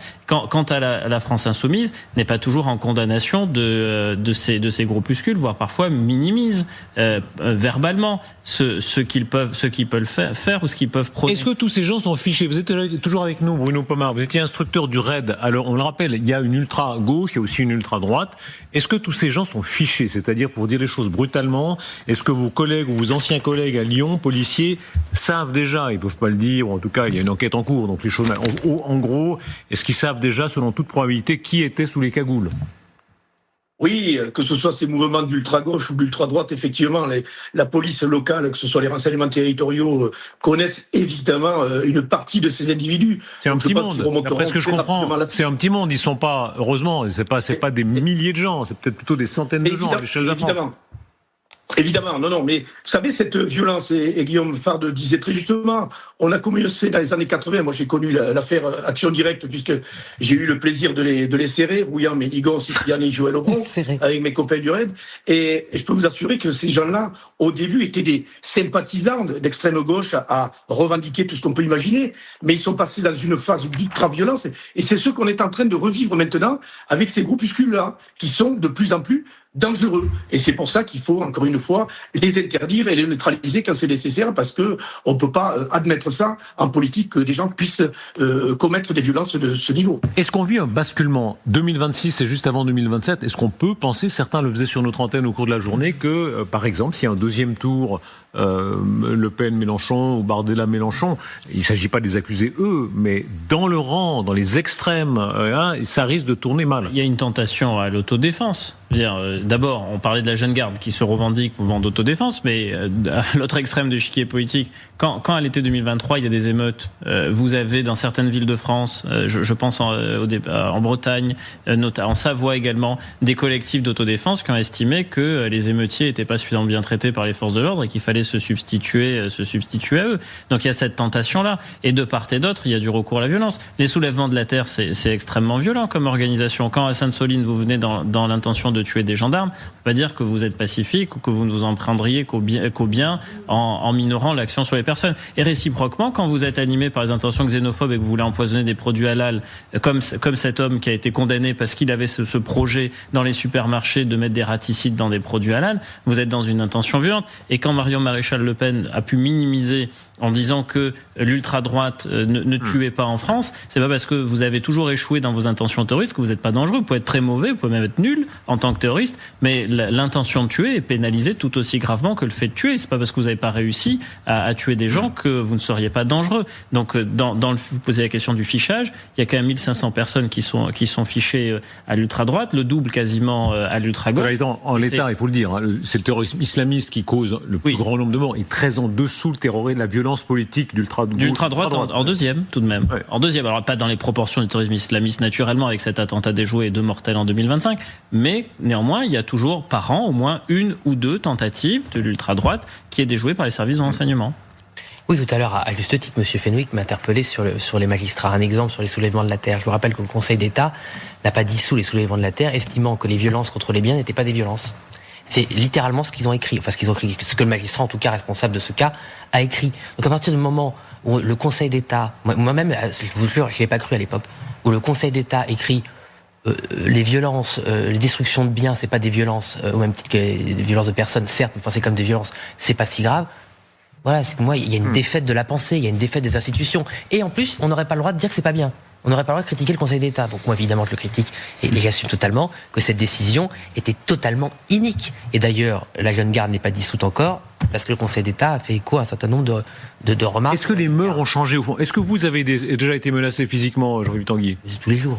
Tous les jours ? Mais on fait même plus attention. Enfin, moi, je me rappelle, il y a un soir où j'ai eu un couteau dans la paupière. Hein. Donc à partir de là. Et où ça, un couteau dans la paupière ? Un samedi soir, en sortant de Debout la France à l'époque, pendant les élections européennes, où j'ai pas reçu beaucoup de soutien à l'époque, parce que j'étais déjà très méchant. Vous imaginez un souverainiste, quelle horreur. Mais c'est-à-dire, vous sortez du meeting et quelqu'un attend de vous planter. Je sortais de ma journée de travail et il y avait quelqu'un qui rôdait depuis, les caméras ont prouvé qu'il rôdait depuis 5-6 jours, et qui m'a pris par l'arrière, qui m'a mis un couteau là, je me suis mis à terre, il m'a mis son couteau dans l'œil en me disant si tu me donnes pas ton téléphone et ton code, parce qu'il voulait le contenu de mon téléphone en fait. Je te crève l'œil en anglais puisqu'il avait un accent, c'était pas un français. Bon, bref. Bon, est-ce que le climat change en France ? C'est-à-dire il n'y a pas eu de classé, c'est politique, voilà. Classé, on vous a dit c'est politique en l'occurrence ? C'est politique. Que m'enquête ? Disons que il y a un terreau favorable au changement de climat, et notamment, je pense, l'anonymat sur les réseaux sociaux. On reçoit tous, en tout cas moi j'en reçois beaucoup, des menaces anonymes.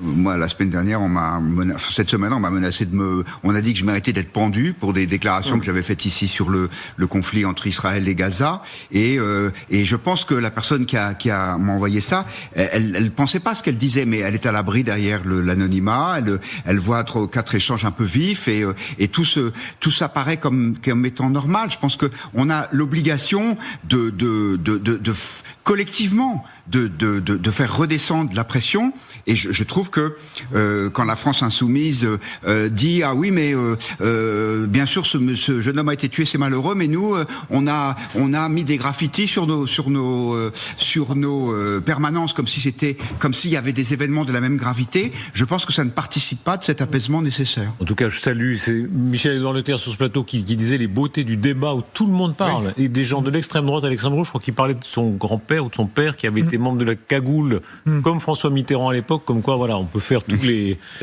mouvements de l'extrême droite à l'extrême gauche. C'est ce qu'on doit protéger et préserver ici, Darius. La vraie liberté de ce plateau. Sans violence. Non, tout à fait. C'est-à-dire que tant que nous allons réussir, si vous voulez, à nous tenir face à face ou côte à côte et à entretenir ces différences, on va protéger ce que nous avons. Et pardon, mais ces derniers jours, il se trouve que j'avais les yeux davantage rivés sur Munich que sur Lyon, parce que s'y tient la conférence sur la sécurité, et les Françaises et les Français, je pense, en sont conscients. Moi, je n'appelle pas à minorer ce qui peut, nous différencier sur des questions migratoires, sécuritaires, écologiques, etc. Mais on doit aussi être conscient que il y a pas de période qui appelle à davantage de clivage et de polarisation. Mais les crises qui sont à nos portes sont d'une telle gravité qu'il faut que nous trouvions le moyen d'aller vers davantage d'unité. Regardez ces images, elles donnent le ton du déploiement majeur que Donald Trump, que les États-Unis d'Amérique sont en train d'opérer, avec beaucoup d'informations qui sont en train de nous arriver de la part de la presse américaine sur ce qui est peut-être un plan de très grande échelle de déploiement américain. En tout cas, c'est une des hypothèses qui est retenue, qui est notamment par le New York Times et par l'agence Reuters. Vous nous rejoignez, merci beaucoup, Général Richoux. Voilà, cette image-là, restons un instant sur l'image, s'il vous plaît, du porte-avions Lincoln. Elle date du 6 février, mais on ne la reçoit que maintenant, dans la mer d'Arabie. Cette image-là, elle résume là, l'immense déploiement. Peut-être qu'au dernier moment, la négociation parlera, mais ce qui apparaît de plus en plus, c'est un plan de très grande échelle avec des vagues de bombardements qui se prépareraient. Alors les vagues de bombardement se préparent vraisemblablement, ça ne veut pas dire spontanément qu'elles auront lieu. Ça, c'est de la planification militaire. Si vous me dites que Ils sont prêts, vraisemblablement le sont-ils, si ce n'est qu'il y a quand même 1 ou 2 porte-avions qui vont encore mettre peut-être 15 jours à 3 semaines pour arriver. Donc on ne peut pas dire s'il y a des frappes, quand est-ce qu'elles auront lieu, ni même s'ils auront lieu, parce que Donald Trump cherche encore un deal avant de frapper. On est quand même dans un moment de changement. La presse, notamment la presse américaine, qui a de bons rapports, parfois même un peu incestueux avec le pouvoir, a longtemps dit Trump veut une action très précise, limitée, etc. Il veut surtout pas le risquer de s'empêtrer dans une affaire. Et là, Reuters, New York Times disent non, peut-être qu'il est en train de préparer une guerre de plusieurs semaines qui vise toutes sortes de sites, avec y compris des opérations commando. Donc, Noémie Alioua, merci de nous rejoindre aussi. C'est un autre monde, hein. Oui, on voit qu'il y a un changement de ligne, il y a un changement de discours, puisque souvenez-vous que Donald Trump écartait complètement la possibilité d'un changement de régime. Et là, on voit cette petite musique qui est en train de bruisser, et il explique finalement que ce ne serait pas finalement une très mauvaise nouvelle. Donc on voit bien que la stratégie des Américains, de l'administration américaine, est en train de changer. Et effectivement, il y a plusieurs messages qui sont en train de passer à travers ces grandes images de ces armadas qui se gonflent à travers les jours. D'abord, c'est un message qui est envoyé aux Iraniens, toujours dans le cadre de ces négociations. C'est encore une façon de faire une démonstration de force, c'est une façon encore de dire aux Iraniens, vous, c'est dans votre intérêt de négocier aujourd'hui, et c'est aussi une façon de se préparer. Et là, Donald Trump est aussi en train d'engager sa crédibilité personnelle, parce qu'évidemment, s'il déplace toute cette armada et qu'il ne se passe rien, il sera lui-même assez mal. Lisons ce que dit Reuters sur cette guerre de plusieurs semaines qui se préparerait. Je ne sais pas si on peut afficher le résumé de ce qui est dit.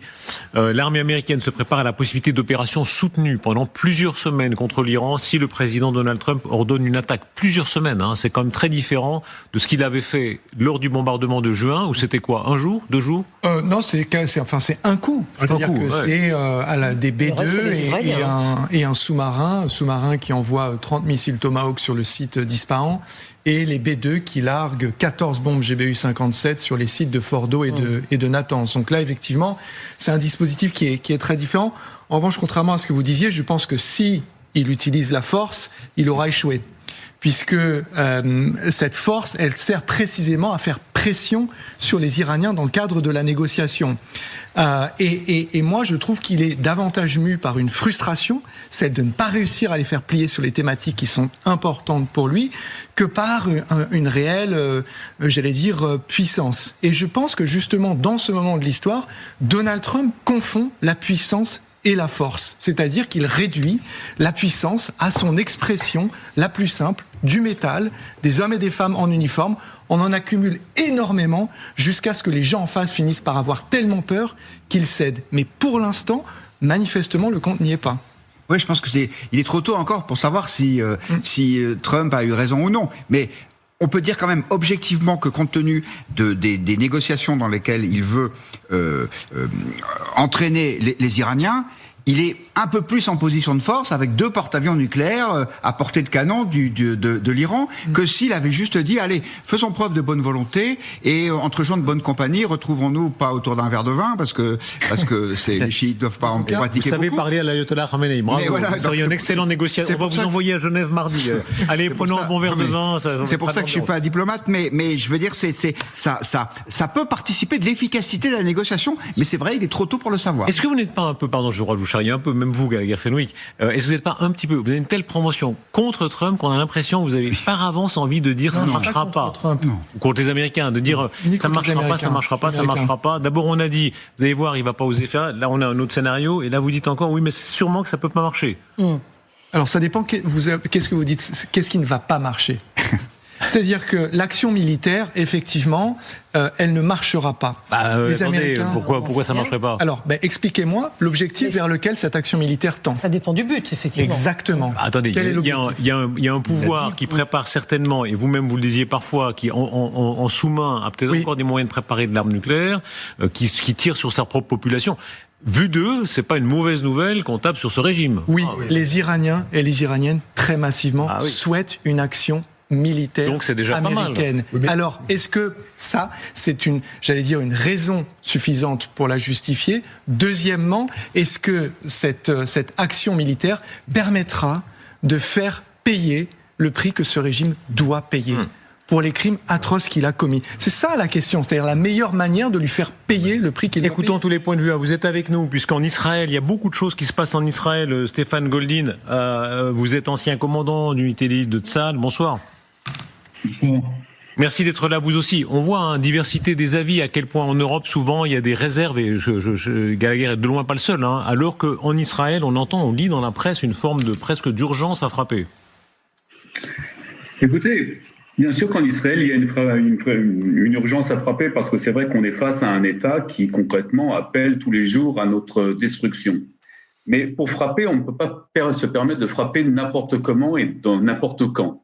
Il faut, dans le fond, préparer les choses. Et une opération pour, je dirais,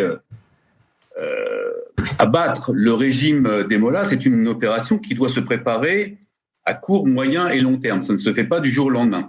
Et dans le fond, pour une type d'opération, pour, dans le fond, abattre ce régime, il y a 3 paramètres qui sont très importants. Le premier, évidemment, c'est un bombardement massif sur des cibles bien ciblées, que ce soit les gardiens de la Révolution, le cible des missiles, le nucléaire peut-être, mais ce n'est pas la priorité. La deuxième chose, c'est l'envoi après de troupes au sol. Et la troisième chose, c'est d'être sûr de pouvoir s'appuyer aussi sur l'opposition locale. Et donc, il faut que ces 3 paramètres puissent être réunis pour que cette opération puisse réussir. Et dans le fond, ce n'est pas simplement en éliminant 1 ou 2 dirigeants du régime de la République islamique qu'on arrivera à trouver la solution pour retirer le régime, pour, je dirais, supprimer le régime de cette République. Non mais Stéphane Goldin, soyez un peu plus direct. Allez, oui. Vous êtes un ancien officier de l'unité d'élite, vous n'êtes pas habitué à faire trop de patinage artistique. Oui ou non, est-ce que vous espérez que le scénario du New York Times qui parle de cibles nucléaires, balistiques, commando, le côté tous azimuts, est-ce que vous l'espérez ? Bien sûr que je l'espère. Bien sûr que je l'espère. Ici, en Israël, je dirais pratiquement 95% de la population l'espère. Parce que concrètement, c'est la seule solution qui arrivera à retirer ce régime, je dirais, de la surface de la Terre. Et au-delà de ça, je pense qu'il y a aussi une grande majorité des Iraniens qui le souhaitent. Donc concrètement, à un moment donné, il va falloir prendre le taureau par les cornes, pour dire clairement les choses, passer peut-être la 3e vitesse et arriver à, je dirais, à une action précise, claire et décisive. Parlons des moyens. Les avions, quand on lit effectivement, comme dit New York Times, que c'est les cibles nucléaires, missiles balistiques qui seront visés, Général Richoux, ils ont des F-15, des F-18, arrivent des avions ravitailleurs, arrivent des avions cargo. Quels sont les moyens qui seraient utilisés si c'est ce scénario qui est en cours ? Si c'est pour bombarder du lourd, vraisemblablement ce sera du type B2, peut-être B-52 parce qu'ils les ont amenés, mais vraisemblablement B2 qui peuvent décoller d'ailleurs des États-Unis aussi bien que de Diego Garcia. Et puis l'aviation plutôt légère, la chasse, elle peut éteindre l'artillerie anti-aérienne adverse parce que quand vous commencez une opération comme ça, la première chose c'est d'empêcher d'abord les quelques chasseurs qu'ils ont quand même de décoller. Mais à mon avis, il n'y a pas une grande menace. Et puis surtout, ce qu'on appelle éteindre tout ce qui est missile anti-aérien. Donc ça, c'est plutôt le rôle des chasseurs. Et ensuite, les rôles des chasseurs, pourquoi une accumulation de chasseurs avec des porte-avions et même des troupes au sol, des avions au sol ? C'est parce que en cas de rétorsion, il va falloir être capable de faire décoller des dizaines de chasseurs s'il y a des missiles et des drones qui vont vers Tel Aviv, qui vont vers les bases. Et là, ce seront les chasseurs qui les tireront vraisemblablement soit aux missiles, soit à la mitrailleuse. Stéphane Goldin, est-ce que les Israéliens vont être appelés à la rescousse pour justement terminer le travail qui serait commencé par les Américains, ou est-ce que ça pourrait se passer comme la fois dernière, donc en juin dernier, avec les Israéliens qui commenceraient, mais qui n'auraient quelle garantie aurait-il de pouvoir crier victoire ? Écoutez, c'est vrai que nous espérons un scénario à l'envers de juin dernier, c'est-à-dire que plutôt que ce soit les Américains qui commencent et qu'on nous appelle à la rescousse pour, comme vous le dites, terminer entre guillemets le travail. Parce que dans le fond, peut-être que nous sommes aujourd'hui les seuls qui connaissons assez bien le terrain, pour dire clairement les choses, ce terrain qui a été infiltré, où nous avons déjà eu une expérience du mois de juin dernier, avec des avions qui sont capables de survoler ces 1700 km pour arriver jusqu'à Téhéran, avec cette neutralisation aussi des bases de lancement. Oui, je souhaite franchement que les Américains puissent commencer, et s'ils n'arrivaient pas, entre guillemets, à terminer ce travail, qu'ils puissent appeler Israël à la rescousse. Et je promets, Israël sera présent à ce moment-là. Écoutez Donald Trump qui parle de l'énormité de cette armée. Alors, l'utilisera-t-elle? En tout cas, il fait tout pour masser le maximum de troupes autour de l'Iran et ça prend une dimension encore supplémentaire. L'Amérique gagne à nouveau. L'Amérique est à nouveau respectée. Et plus important encore peut-être, nous sommes craints par nos ennemis du monde entier. Ils nous craignent et, vous savez, je n'aime pas utiliser le mot crainte, mais parfois, il faut avoir peur, car c'est la seule chose qui permettra de régler la situation. Nous sommes actuellement dans une situation où nous avons déployé un important groupe aéronaval en Iran. J'aimerais voir si nous pouvons parvenir à un accord. Ils se sont montrés difficiles à convaincre. Je pensais que nous aurions conclu un accord la dernière fois. Ils l'auraient souhaité et c'est là que nous l'avons fait. Midnight Hammer. Est-ce que c'est un calcul ou est-ce que c'est une dissimulation? Rappelez-vous, Midnight Hammer, il avait parlé et pendant qu'il parlait, il avait frappé. Non, effectivement. Il avait dit ça sera dans 15 jours et finalement il l'a fait le surlendemain. Là, il nous dit que ça sera dans un mois. Mais là, ce que je trouve intéressant, c'est qu'on a tout le résumé de la philosophie totale de Donald Trump dans ce qu'il dit. C'est-à-dire, oui, parfois, faut être craint. Vous savez, quand Donald Trump parle en penchant la tête comme ça, c'est qu'il va dire quelque chose de très très profond. Vous faites là, de l'analyse gestuelle. Exactement. J'aime beaucoup ça. Mais là, il a tout dit. Donc, il a parlé du fait qu'il fallait être craint. Oui, effectivement, je pense que ça, c'est quelque chose qu'il pense véritablement. Il a parlé aussi du fait qu'il aimerait bien faire un accord, mais finalement, ce qu'il n'a pas dit, c'est que c'est beaucoup plus difficile d'obtenir un accord que de frapper, de recourir à l'option militaire. Mais je crois qu'il préférerait l'accord pour justement qu'ensuite le monde entier dise voilà, Donald Trump a réussi à aboutir justement à ce qu'il n'y ait pas une guerre. Et comme il veut avoir le prix Nobel de la paix, et surtout par rapport à Obama. Voilà, je pense que c'est ça qui... Prenons toutes les hypothèses. Est-ce que l'hypothèse existe qu'on le sous-estime à chaque fois, en bien ou en mal, mais qu'on sous-estime sa volonté de frapper, alors qu'on l'a beaucoup fait, avant le Venezuela, avant beaucoup d'occasions. Il est capable de frapper. Oui, ça c'est sûr. Oui, mais rappelez-vous, avant l'histoire du Midnight Hammer, on a beaucoup dit il le fera pas, il l'a fait. Avant le Venezuela, on a beaucoup dit c'est pas possible, il va pas, etc. Il l'a pas fait. Alors il l'a fait d'une façon très mesurée, pas trop au sol. Quand on regarde depuis 2018, il a frappé les usines syriennes avec les Français et les Britanniques. Soleimani, il n'a pas hésité à l'éliminer. Salami. Salami aussi. Oui, voilà. Salami et Soleimani, non? Soleimani, c'est l'Iranien le en général Irak. des gardiens de la Révolution qui était la dernière option, l'option la pire, et c'est celle qu'il a choisie. Ensuite, le Venezuela, il y est allé. En juin, il y est allé. Donc, il est capable de frapper. Mais ce qu'on a vu jusqu'à présent, c'est qu'il veut des frappes courtes pour ne pas être englué. Oui, justement. Le scénario, peut-être ce sera le cas, mais l'autre scénario est aussi sur la table. C'est ça qui change. Oui, effectivement. Mais comme Donald Trump ne veut pas faire la guerre, et qu'en tout cas il veut éviter à tout prix d'envoyer des hommes au sol parce que ce serait contraire à tous ses engagements de campagne, consistant à dire les militaires américains n'ont pas à faire la police dans le monde entier, il préférait obtenir satisfaction et obtenir un résultat face à l'Iran. Surtout que s'il bombarde, à la limite, il peut le faire. Effectivement, le général Richoud disait, il en a tous les moyens. Il l'a déjà fait dans le passé, en juin dernier, pour bombarder les 3 installations militaires nucléaires iraniennes. Mais pour quel résultat ? Oui. Et donc là, pour le coup, peut-être que il faut, ça peut être pire que mieux. C'est-à-dire que si ça entraîne simplement un durcissement du régime, pire que mieux. Vous êtes quasi suisse. Non mais c'est vrai. Je pourrais vous offrir une nationalité. Vous savez que je vais vous dire, bien, dit-on chez moi. Je vais vous dire, à l'époque, j'avais pas l'honneur d'être dans votre émission, mais si je dis ça, c'est parce que moi, j'étais favorable à l'opération en Irak. Je pensais que c'était une bonne idée et je pensais que Jacques Chirac n'était pas courageux et que pour défendre la démocratie et les valeurs occidentales contre l'islamisme et les gens qui nous menaçaient, cette intervention était légitime. Et voilà, pardon, mon cas personnel n'a aucun intérêt, mais je me suis trompé, donc et ça m'a servi de leçon. Voilà. Je souligne votre honnêteté parce que beaucoup de ceux qui soutenaient l'intervention en Irak, des Américains, mensongères sur la base de mensonges, crimes d'agression, beaucoup aujourd'hui disent oui mais non, j'ai pas vraiment dit ça, il faut aller chercher dans les archives. Vous avez vraiment dit ça. Vous dites avec beaucoup de franchise, oui, je l'ai soutenu et dites-vous, je me suis trompé. Oui, je me suis trompé, Jacques Chirac avait raison. C'est pour ça qu'il était président de la République et pas moi. Comme quoi la vie est bien faite. Ça vous rend méfiant devant ce qui va se passer là? Oui, parce qu'encore une fois, je suis vraiment, moi, les notions de droit international et de respect des régimes en place ne m'étouffent pas quand il s'agit d'une dictature aussi abominable. Je pense qu'on est tous d'accord pour dire qu'on aimerait bien la voir disparaître. Simplement, ce que l'on voit, on l'a vu en Irak, Irak, comme on l'a vu en Afghanistan, comme on l'a vu sur d'autres théâtres d'opération, en Libye et ailleurs. C'est facile de faire des déclarations martiales et de commencer une opération militaire. Ensuite, obtenir le résultat qu'on souhaite, ça, c'est beaucoup moins évident. Et surtout qu'on ne sait pas quel est le résultat qu'ils souhaitent. Parce que, pour revenir à ce que disait Gallagher, le but politique de l'opération, on ne le sait pas.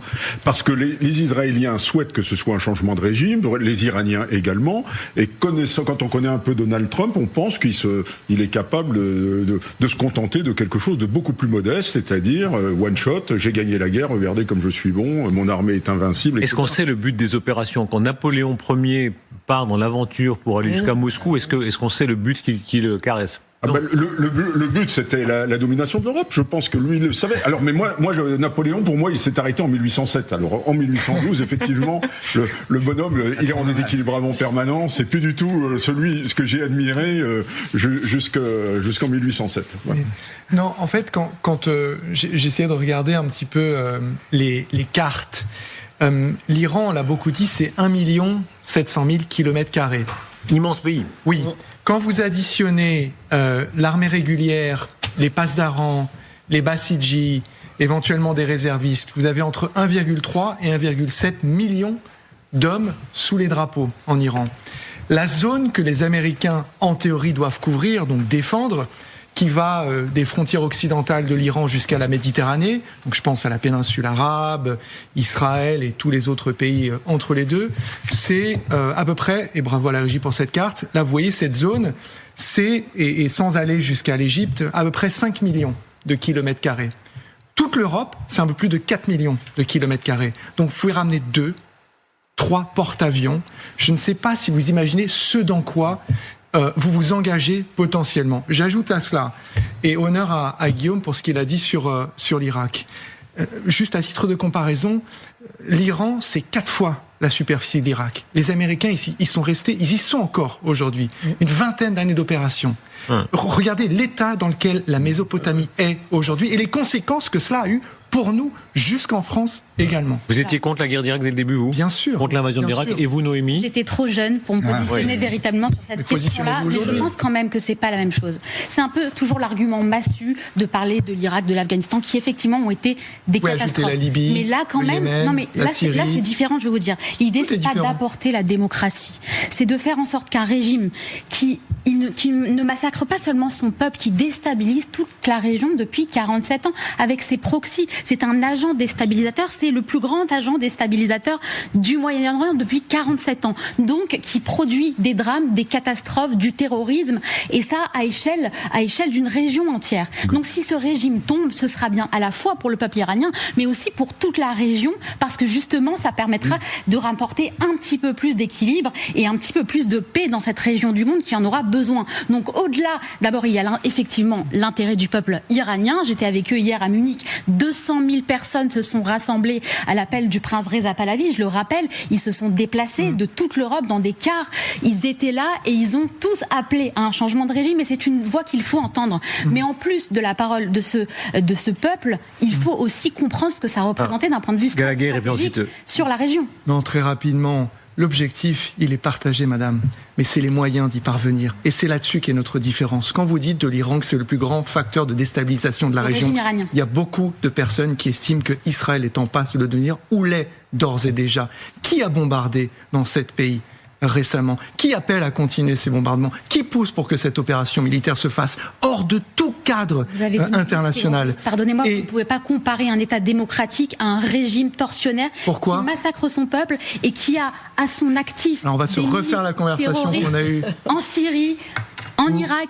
Alors, je vais juste vous répondre avec un mot, un seul, Madame Alioua. Des milices qui sont d'ailleurs les gardiens de la révolution qui défendent ce régime ont été classées comme organisation terroriste par Bruxelles. Donc, s'il vous plaît, ne mélangez pas les torsions. Il n'y a pas de crime de guerre démocratique et de crime de guerre théocratique. Il n'y a pas de crime de guerre cachère et de crime de guerre halal.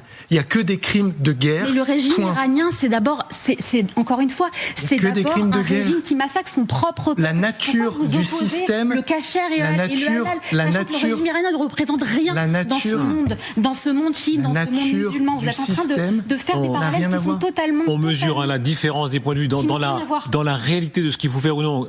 Vous êtes avec nous, Stéphane Goldin, en Israël, évidemment, alors c'est plutôt de votre côté que ça marche, même complètement. En Israël, il y a un désir de cette opération. Oui, il y a ce désir de cette opération. Bien sûr qu'il y a ce désir de cette opération. Maintenant, comme vient de le dire Noémie Alilwa, c'est vrai qu'on est face à un État qui, concrètement, a joué la carte du terrorisme sur l'ensemble de la région et au-delà même de la région. Je vous rappelle qu'elle a menacé l'Europe, elle a menacé les États-Unis, elle a menacé l'Amérique du Sud. Et donc, à un moment donné, il va falloir stopper les choses. Donc, crimes de guerre, je ne sais pas de quoi vous parlez, monsieur Gallagher. Toujours est-il que les crimes de guerre, on sait d'où ils viennent. Gaza, 7 octobre, Gaza par exemple. Et au-delà de ça, je ne voudrais pas polémiquer là-dessus avec vous, toujours est-il que nous sommes face à un État terroriste, et un État terroriste, à un moment donné, il faut prendre ses responsabilités. Malheureusement, on est face aujourd'hui à un monde qui est assez frileux. Il y a un président actuellement des États-Unis qui veut peut-être changer, je dirais, la diplomatie mondiale. C'est un fait. L'Europe, pour le moment, est en train de se chercher. Toujours est-il qu'il va falloir savoir dans quel monde on peut... Est-ce que ça veut dire, pardon Stéphane Goldin, disons les choses, est-ce que vous dites vive Trump là dans cette affaire?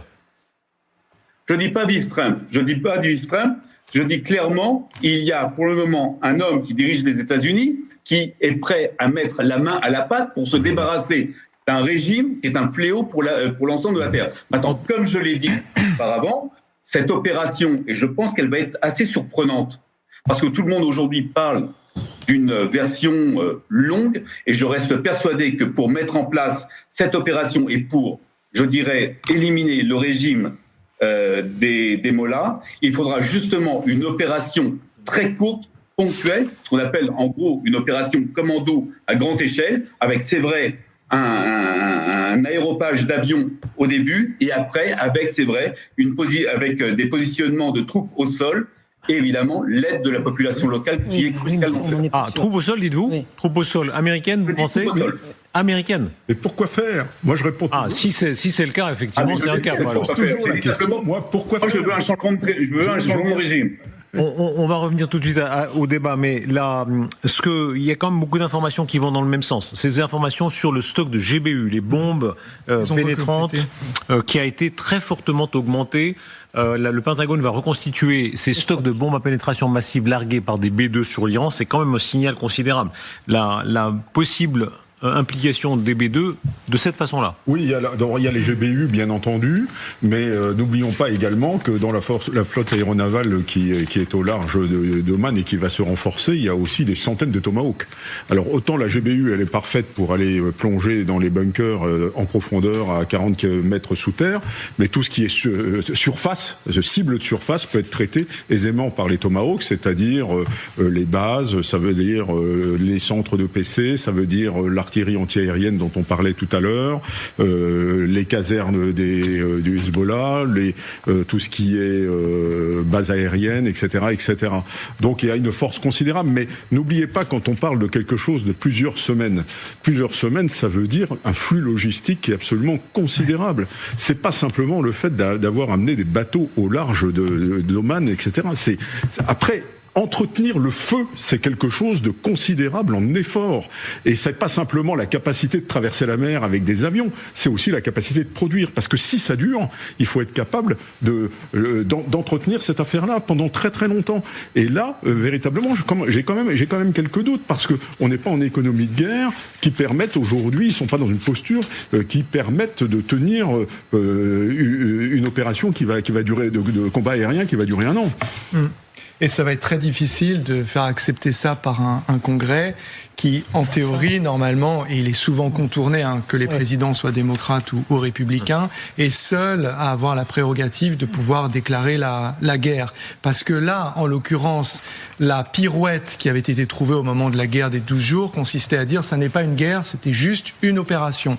Mais là, quand vous envoyez le tapis de bombe pendant des semaines, comme c'est mentionné dans l'article Reuters, qui fait partie des hypothèses qui effectivement serait, j'emploie le conditionnel, envisagé, là, faire avaler ça au Congrès et au peuple américain, à commencer par pas mal d'électeurs de Donald Trump, qui, ça a déjà été dit, n'ont pas voté pour cela. L'effort de Trump, regardez l'image, les terminaux Starlink, c'est le Wall Street Journal qui a révélé ça, sauf erreur. Oui. L'administration américaine a fait passer en douce... Ça, je le salue. En secret, ça vous appréciez? Bien sûr, ça rentre dans le cadre... Tradition américaine. Je ne sais pas si vous vous rappelez, pendant la Pologne, je crois que c'est 82, les Américains qui passent en douce toutes sortes de matériel d'impression. Oui, très réganien, comme vous dites. Exactement. C'est même Elon Musk, vous vous rendez compte?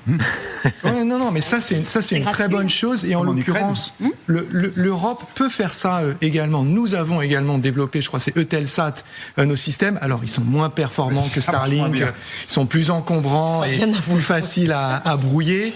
Mais ça, effectivement, c'est une très belle chose parce que permettre à ce peuple, encore une fois, de documenter, de transmettre, de pouvoir se coordonner. Parce que si on veut qu'il y ait une opposition organisée et concentrée, et ça n'est pas le cas pour le moment, il faut lui donner la possibilité, effectivement, d'être en contact, que les uns et les autres puissent être en contact. Tradition américaine. Alors là, c'est au-delà de Trump. Les administrations de droite, de gauche, démocrates, d'ailleurs, ça leur est souvent reproché.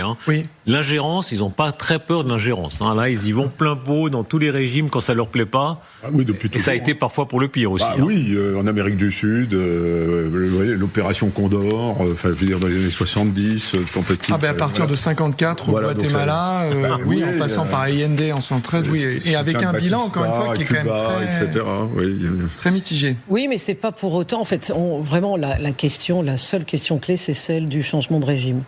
Le changement de régime. Est-ce que, et c'est quand même beaucoup plus difficile à obtenir que de frapper.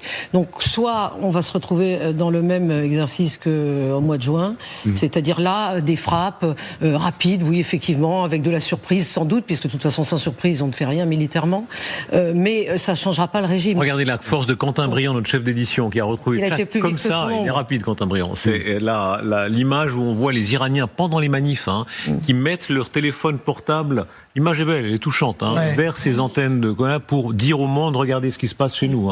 Quel courage, c'est ces gens qui prennent tous les risques pour... dans l'espoir de faire advenir demain une liberté, qui sortent dans la rue, qui ont été manifestés, tout en sachant les risques qu'ils couraient pour eux, pour leur famille, pour leurs proches. C'est un peuple d'un courage immense. Oui, et cette dimension de communication, elle est essentielle. Et peut-être ça fait partie des atouts. Il n'y en a pas tant que ça, mais des Américains. Parce que ils ont sur les deux porte-avions, évidemment des chasseurs, des F-35, des F-18, mais aussi des avions de brouillage électronique. Et si effectivement ils arrivent à paralyser les communications de l'Iran, comme ils avaient réussi à le faire au Venezuela sur la base militaire où dormait Maduro, qui sont allés chercher et réveiller un peu brutalement, eh bien là ça peut leur donner une chance. Ça peut peut-être être un changement, mais encore une fois, le danger, c'est l'engrenage en fait. C'est on se dit, on va juste mettre un commando de quelques hommes au sol, et puis ils se font arrêter, et donc on met plus d'hommes, et ensuite il y a plus de sortie possible. Question professionnelle, pose une question super naïve. Vous êtes avec nous toujours, Stéphane Goline. Cette image-là, comment c'est possible? Comment on fait entrer en Iran en douce 6000, parce qu'il faut y aller, pour amener 6000 terminaux Starlink, c'est une petite boîte, mais enfin, il faut quand même les agents de la CIA ou du Mossad, les vôtres, qui vont amener ces 6000 boîtiers en Iran. Comment est-ce qu'on fait passer ça? Écoutez, la frontière iranienne n'est pas complètement hermétique. Elle est poreuse et on peut passer certaines choses via différentes façons, que cela soit par la frontière terrestre, quelquefois ça peut être aussi via des drones, quelquefois ça peut être simplement des éléments qui sont amenés, qui sont reconstitués après sur place. Donc il y a énormément de façons de pouvoir amener du matériel sur le territoire iranien à l'heure où l'on parle aujourd'hui. Mais si vous me permettez, Darius, je voudrais simplement revenir à ce que l'on disait tout à l'heure par rapport à cette opération, et je voudrais revenir à ce que disait tout à l'heure Anne Niva. Il faut faire évidemment très très attention et faire à ce que montre Donald Trump et à sa gestuelle. Et elle parlait tout à l'heure, elle mettait la tête de côté, c'est exactement ça, et je pense que c'est pour ça que nous risquons non pas d'avoir une opération très longue, mais je pense que nous allons avoir une opération très courte, mais très coup de poing, cette affaire. Ah oui.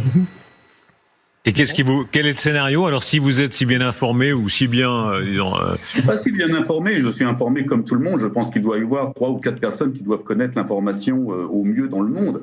Et concrètement, c'est comme je vous le disais au tout début de mon propos. Je pense que il n'y a pas 36 solutions.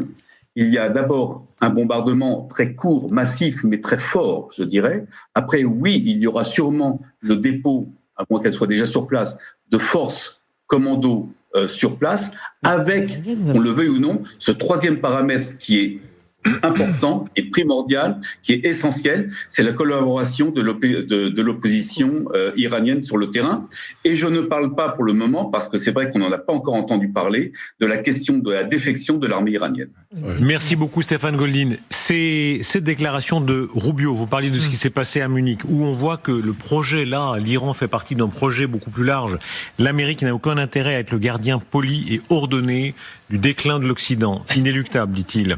Nous ne cherchons pas la division, mais plutôt la renaissance d'une amitié de longue date et le renouveau de la plus grande civilisation de l'histoire de l'humanité. Il a tenu des propos sur le Sud, qui ont fait beaucoup réagir dans les pays du Sud, pour dire en gros, on revient à une conception un peu... coloniale. Vous dites coloniale, c'est pas moi, c'est la lui. mission, l'idée de la mission, l'idée de la mission qui n'est plus tout à fait ce qu'on disait de Trump au début. Il y a quelque chose de plus conquérant. Oui, parce que jusqu'à présent, c'était surtout J.D. colonial, chacun son mot. Voilà, c'est vrai que jusqu'à présent, c'était surtout J.D. Vance qui parlait de cette mission. Alors, c'est une mission colonisatrice, mais plutôt en termes de conviction, de valeurs occidentales, etc. Mais c'est vrai que Rubio, alors curieusement, Rubio a été applaudi là où Vance avait été accueilli très fraîchement l'année dernière, au même endroit, à Munich, pour dire à peu près la même chose, c'est-à-dire dire aux Européens, faut que vous arrêtiez avec l'immigration, vous êtes en train d'être totalement submergés, faut que vous arrêtiez de détruire votre industrie avec des considérations écologistes, alors que c'est vous qui polluez le moins. Mais comme il a dit que les États-Unis et l'Europe restaient amis, alors du coup, le public a applaudi à la fin. Mais l'aspect colonial, comme dit Gallagher, ou si on est dans notre camp, disons conquérant, missionnaire, ou dire là, on va apporter, pas la démocratie, non, pas ça, mais l'influence occidentale. Est-ce que ça peut faire partie du projet Iran ?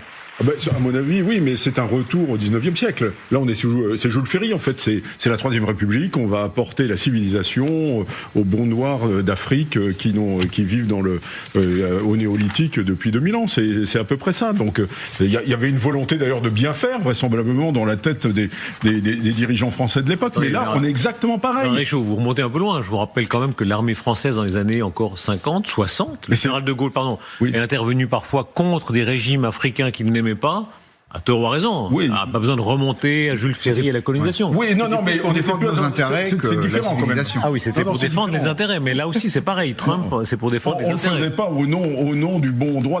On défendait nos intérêts à partir des années 60, etc. C'était absolument différent. Au 19e siècle, il y avait une espèce de bonne conscience d'apporter effectivement la vérité, la lumière aux bons sauvages. Donc c'était à peu près ça. Oui, donc, et là, il y a à peu près la même chose. On revient à une logique.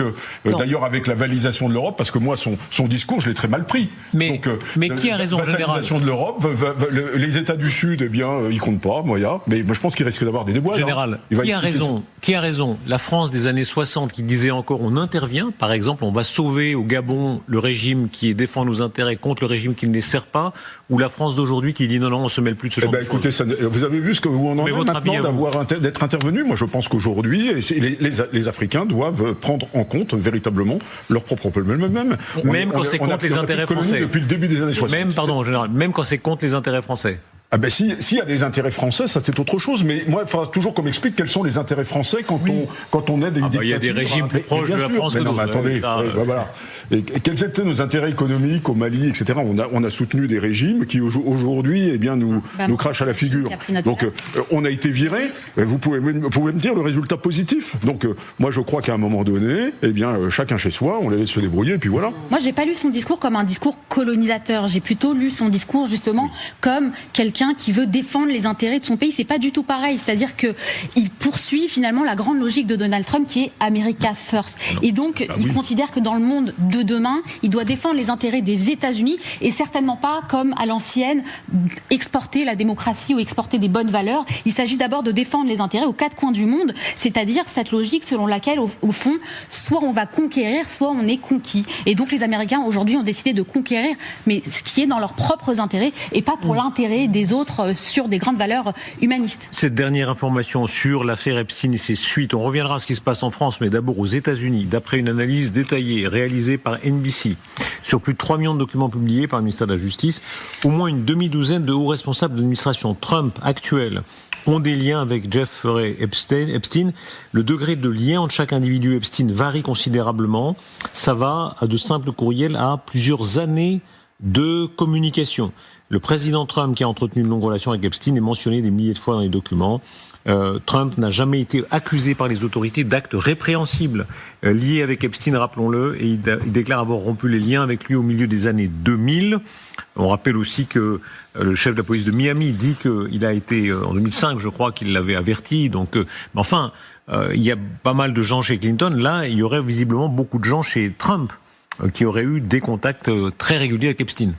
Non, oui, je pense notamment à Howard Lutnick, le secrétaire au Trésor, qui avait commencé par dire que voilà, il le connaissait à peine ou très brièvement, et puis ensuite il a reconnu qu'il était allé déjeuner sur son île avec sa femme et ses enfants, et il a pris le soin de préciser qu'il était reparti avec ses enfants et la nounou, effectivement.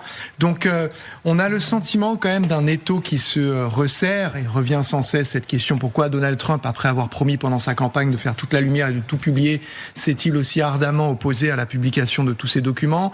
On a quand même un flot plus ou moins maîtrisé de la part d'un département de la justice qui est à ses mains, via le numéro 2, Todd Blanche, qui est un peu en charge de tout ça. Et effectivement, alors, il faut toujours le rappeler, la mention d'un nom dans des emails, etc., n'équivaut pas à une culpabilité. Ça a forcément un impact réputationnel qui est assez inévitable. Mais je pense qu'il ne faut pas dissocier, peut-être de manière un peu contre-intuitive, ce que Donald Trump est capable de faire à l'étranger par rapport à cet étau qui se resserre à l'intérieur. Regardez la galaxie Epstein qui est modélisée par cette simulation qui est vraiment très très impressionnante, cette galaxie au sens presque métaphorique et réel. Là, le point rouge, c'est Epstein. Et puis il y a par exemple, Prince Edward qui l'amène à plein de gens. Il va les faire dîner, il va les mettre ensemble, etc., les mettre en relation. Là, on comprend ce que c'était que. Alors il y a un très grand criminel, pédocriminel, mais aussi un très grand escroc, les deux à la fois. Mais oui, mais réseauté, ça existe encore aujourd'hui. C'est pas parce que si vous voulez, moi, ce qui me frappe beaucoup, c'est que les mœurs n'ont pas changé, c'est-à-dire que la séduction, l'emprise, rendre des services, faire des fêtes, utiliser les carnets d'adresse des uns des autres, enfin franchement, pardon, mais c'est à peu près ce que tout le monde fait dans les élites, sans aucun doute. C'est simplement que, et ça sera continué à être fait, sauf que personne ne veut être mis en prison et qu'on s'intéresse et faire des choses illégales. C'est simplement qu'aujourd'hui, ce qui a changé, c'est le regard que l'on porte sur tout cela. Ce Jeffrey Epstein, il était un menteur, un prédateur, un séducteur, mais tout le monde voulait en être. Tout le monde voulait en être. Enfin, on les a pas forcés. Tous ces noms que nous voyons là, on les a pas forcés à aller assister à ces fêtes. Ils avaient tous envie d'en être. Il y a quand même quelque chose de supplémentaire par rapport aux élites, on va dire. C'est l'idée de la pédocriminalité, qui, j'espère, reste encore très, très marginal. Je suis pas sûre, moi, justement. Je suis pas sûre. À l'époque, vous pensez que c'est pas sûr? Je suis pas sûre que ça reste marginal. Malheureusement, je pense que c'est abominable ce qu'on est en train de découvrir. Oui, alors ça c'est certain. Voilà. Et c'est pour ça que cette histoire est horrible, parce qu'elle révèle aussi... C'est le fantasme de tous les complotistes. Là, on a vu votre toile qui était tissée, et c'est ce que font tous les complotistes, c'est-à-dire qu'ils font, on appelle ça du whataboutisme. C'est le fameux tout se tient. Les bouts de ficelle, lui qui connaît un tel, qui connaît un tel, et tout se tient. C'est un système au fond auquel il faut s'attaquer. Et c'est le grand fantasme des complotistes de raisonner de cette façon-là. Et pardon, si je peux me permettre, c'est le grand fantasme de la police. Je ne sais pas si vous connaissez cette page d'Anna Arendt qui est saisissante, où elle dit c'était la police, c'était la Tchéka qui avait ce rêve de mettre la société entière sur fiche pour voir qui correspond correspond avec qui, et c'est le rêve de tous les régimes totalitaires. Oui, bien sûr, et ça permet aussi bien sûr de comprendre aussi certains liens logiques, mais là l'idée qu'au cœur de tout ce système, il y a un pédocriminel qui s'attaquait à des femmes très jeunes, à des jeunes filles et parfois à des enfants, c'est ça qui est terrible et que ça a tenu si longtemps. C'était peut-être plus accepté effectivement à l'époque, et on est quand même assez content que l'époque ait changé et qu'aujourd'hui on puisse protéger les enfants de ces atrocités avec un peu plus de force et de moralité. Quand on voit cette toile, est-ce qu'on a la quasi-certitude que pour les services secrets, ça devait être une mine de renseignements, que ce soit la CIA, le FSB, le KGB, même avant le FSB, puisque certains faits remontent à... et le Mossad, certainement tous. Oui, je pense que ça pouvait l'être doublement. D'abord parce que tous ces gens, ils sont pas liés uniquement par des liens amicaux. Dans le meilleur des cas, ils font des montages financiers, fiscaux qui sont borderline, voire clairement illégaux. Et dans le pire des cas, il s'agit de l'abjection absolue, c'est-à-dire la pédocriminalité. Mais donc évidemment, quand vous avez des liens comme ça, vous pouvez les faire chanter, les gens. Vous pouvez obtenir ce que vous voulez d'eux. Et puis il y a aussi une dimension morale entre guillemets, c'est-à-dire que effectivement, dans des régimes autoritaires. Je fais allusion à un papier récent de nos confrères de Grand Continent qui disait qu'à la fois en Chine, en Russie, dans d'autres pays de ce qu'on appelle le Sud global, en disant elles sont belles vos démocraties occidentales. C'est vous qui vous montrez en exemple. Et malheureusement, en l'occurrence, ils n'ont pas tort. Le drame de cette carte qu'on montre, de ce globe, c'est que c'est pas inventé. C'est pas un truc né dans le cerveau d'un complotiste. C'est constitué à partir de ces 3 millions de documents. Et donc, il faut vraiment que la justice aille vite et qu'elle soit implacable, parce que sinon, on ne peut pas, après ça, reprocher aux citoyens de dire ils sont tous pourris. Mais voyez le sondage qui est paru dans votre journal, Le Figaro, qui est extrêmement intéressant, sur les gens qui se disent dégoûtés par les révélations en général. 78% des Françaises et des Français se disent dégoûtés par les nouvelles révélations. Sondage Odoxa pour Le Figaro, Odoxa, pardon. Et à l'affaire Epstein aux yeux des Français, 61%, ils voient la preuve que les élites sont le plus souvent corrompues. Oui, mais ça va pas dans le sens justement de la confiance des citoyens envers leurs élites. Ça me paraît une évidence. Et en revanche, ce que l'on voit, j'ai l'impression, je me trompe peut-être, c'est qu'il y a quand même une réaction judiciaire plus rapide en Europe qu'aux États-Unis, où il n'y a pas vraiment de post-conviction. Il y a des noms qui sont cités, puis que fait la justice? Alors qu'en France, on voit bien qu'il y a des personnalités de premier plan qui sont impliquées, il y en a qui ont démissionné, il y en a qui sont déjà quasiment mis en examen ou presque. Et donc il y a quand même, on a un système judiciaire qui prend l'affaire en compte de manière très anticipée et avec beaucoup de sérieux. Général Richoux, je vous pose la question. Vous connaissez l'armée. Moi, je donnais l'exemple. Moi, je disais, oui, c'est vrai, dans le monde du journalisme, je connais. On a des appartements de la mairie de Paris. La mairie de Paris attribuait des appartements. Oui. Et c'est tellement facile de dire est-ce que vous pourriez m'aider à trouver un appartement? C'est assez humain, c'est beaucoup de gens font ça. Les journalistes ont eu autant de Chirac des appartements ou la mairie de Paris. On sait que époque pour les journalistes, parce qu'aujourd'hui c'est un métier précarisé. Chez les politiques, quand on voit dans l'affaire Epstein, et encore une fois, on ne parle pas là de faits criminels nécessairement importants, mais des politiques importants en Europe, en France, qui acceptent d'Epstein un trajet en taxi, simplement les clés de son appartement à Paris, jusqu'à des choses beaucoup plus importantes, jusqu'à accepter que les enfants par exemple de Jagland, l'ancien Premier ministre norvégien, soient couchés, Rod Larsen, couché sur son testament. Est-ce que vous avez observé des choses pareilles dans l'armée? Des gens qui se font acheter pour... Franchement, non, jamais. Non, jamais. Il peut y avoir eu des choses... Alors là, moi, rien du tout de ce style-là dans les armées françaises, ça je ne l'ai pas vu. J'ai déjà vu des chefs qui... peut-être des abus de biens sociaux. J'ai pu constater que quand on a une voiture de fonction, il y en a qui l'utilisaient un peu grassement, ou bien le caporal pour aller faire son jardin. Ça, j'ai pu le voir.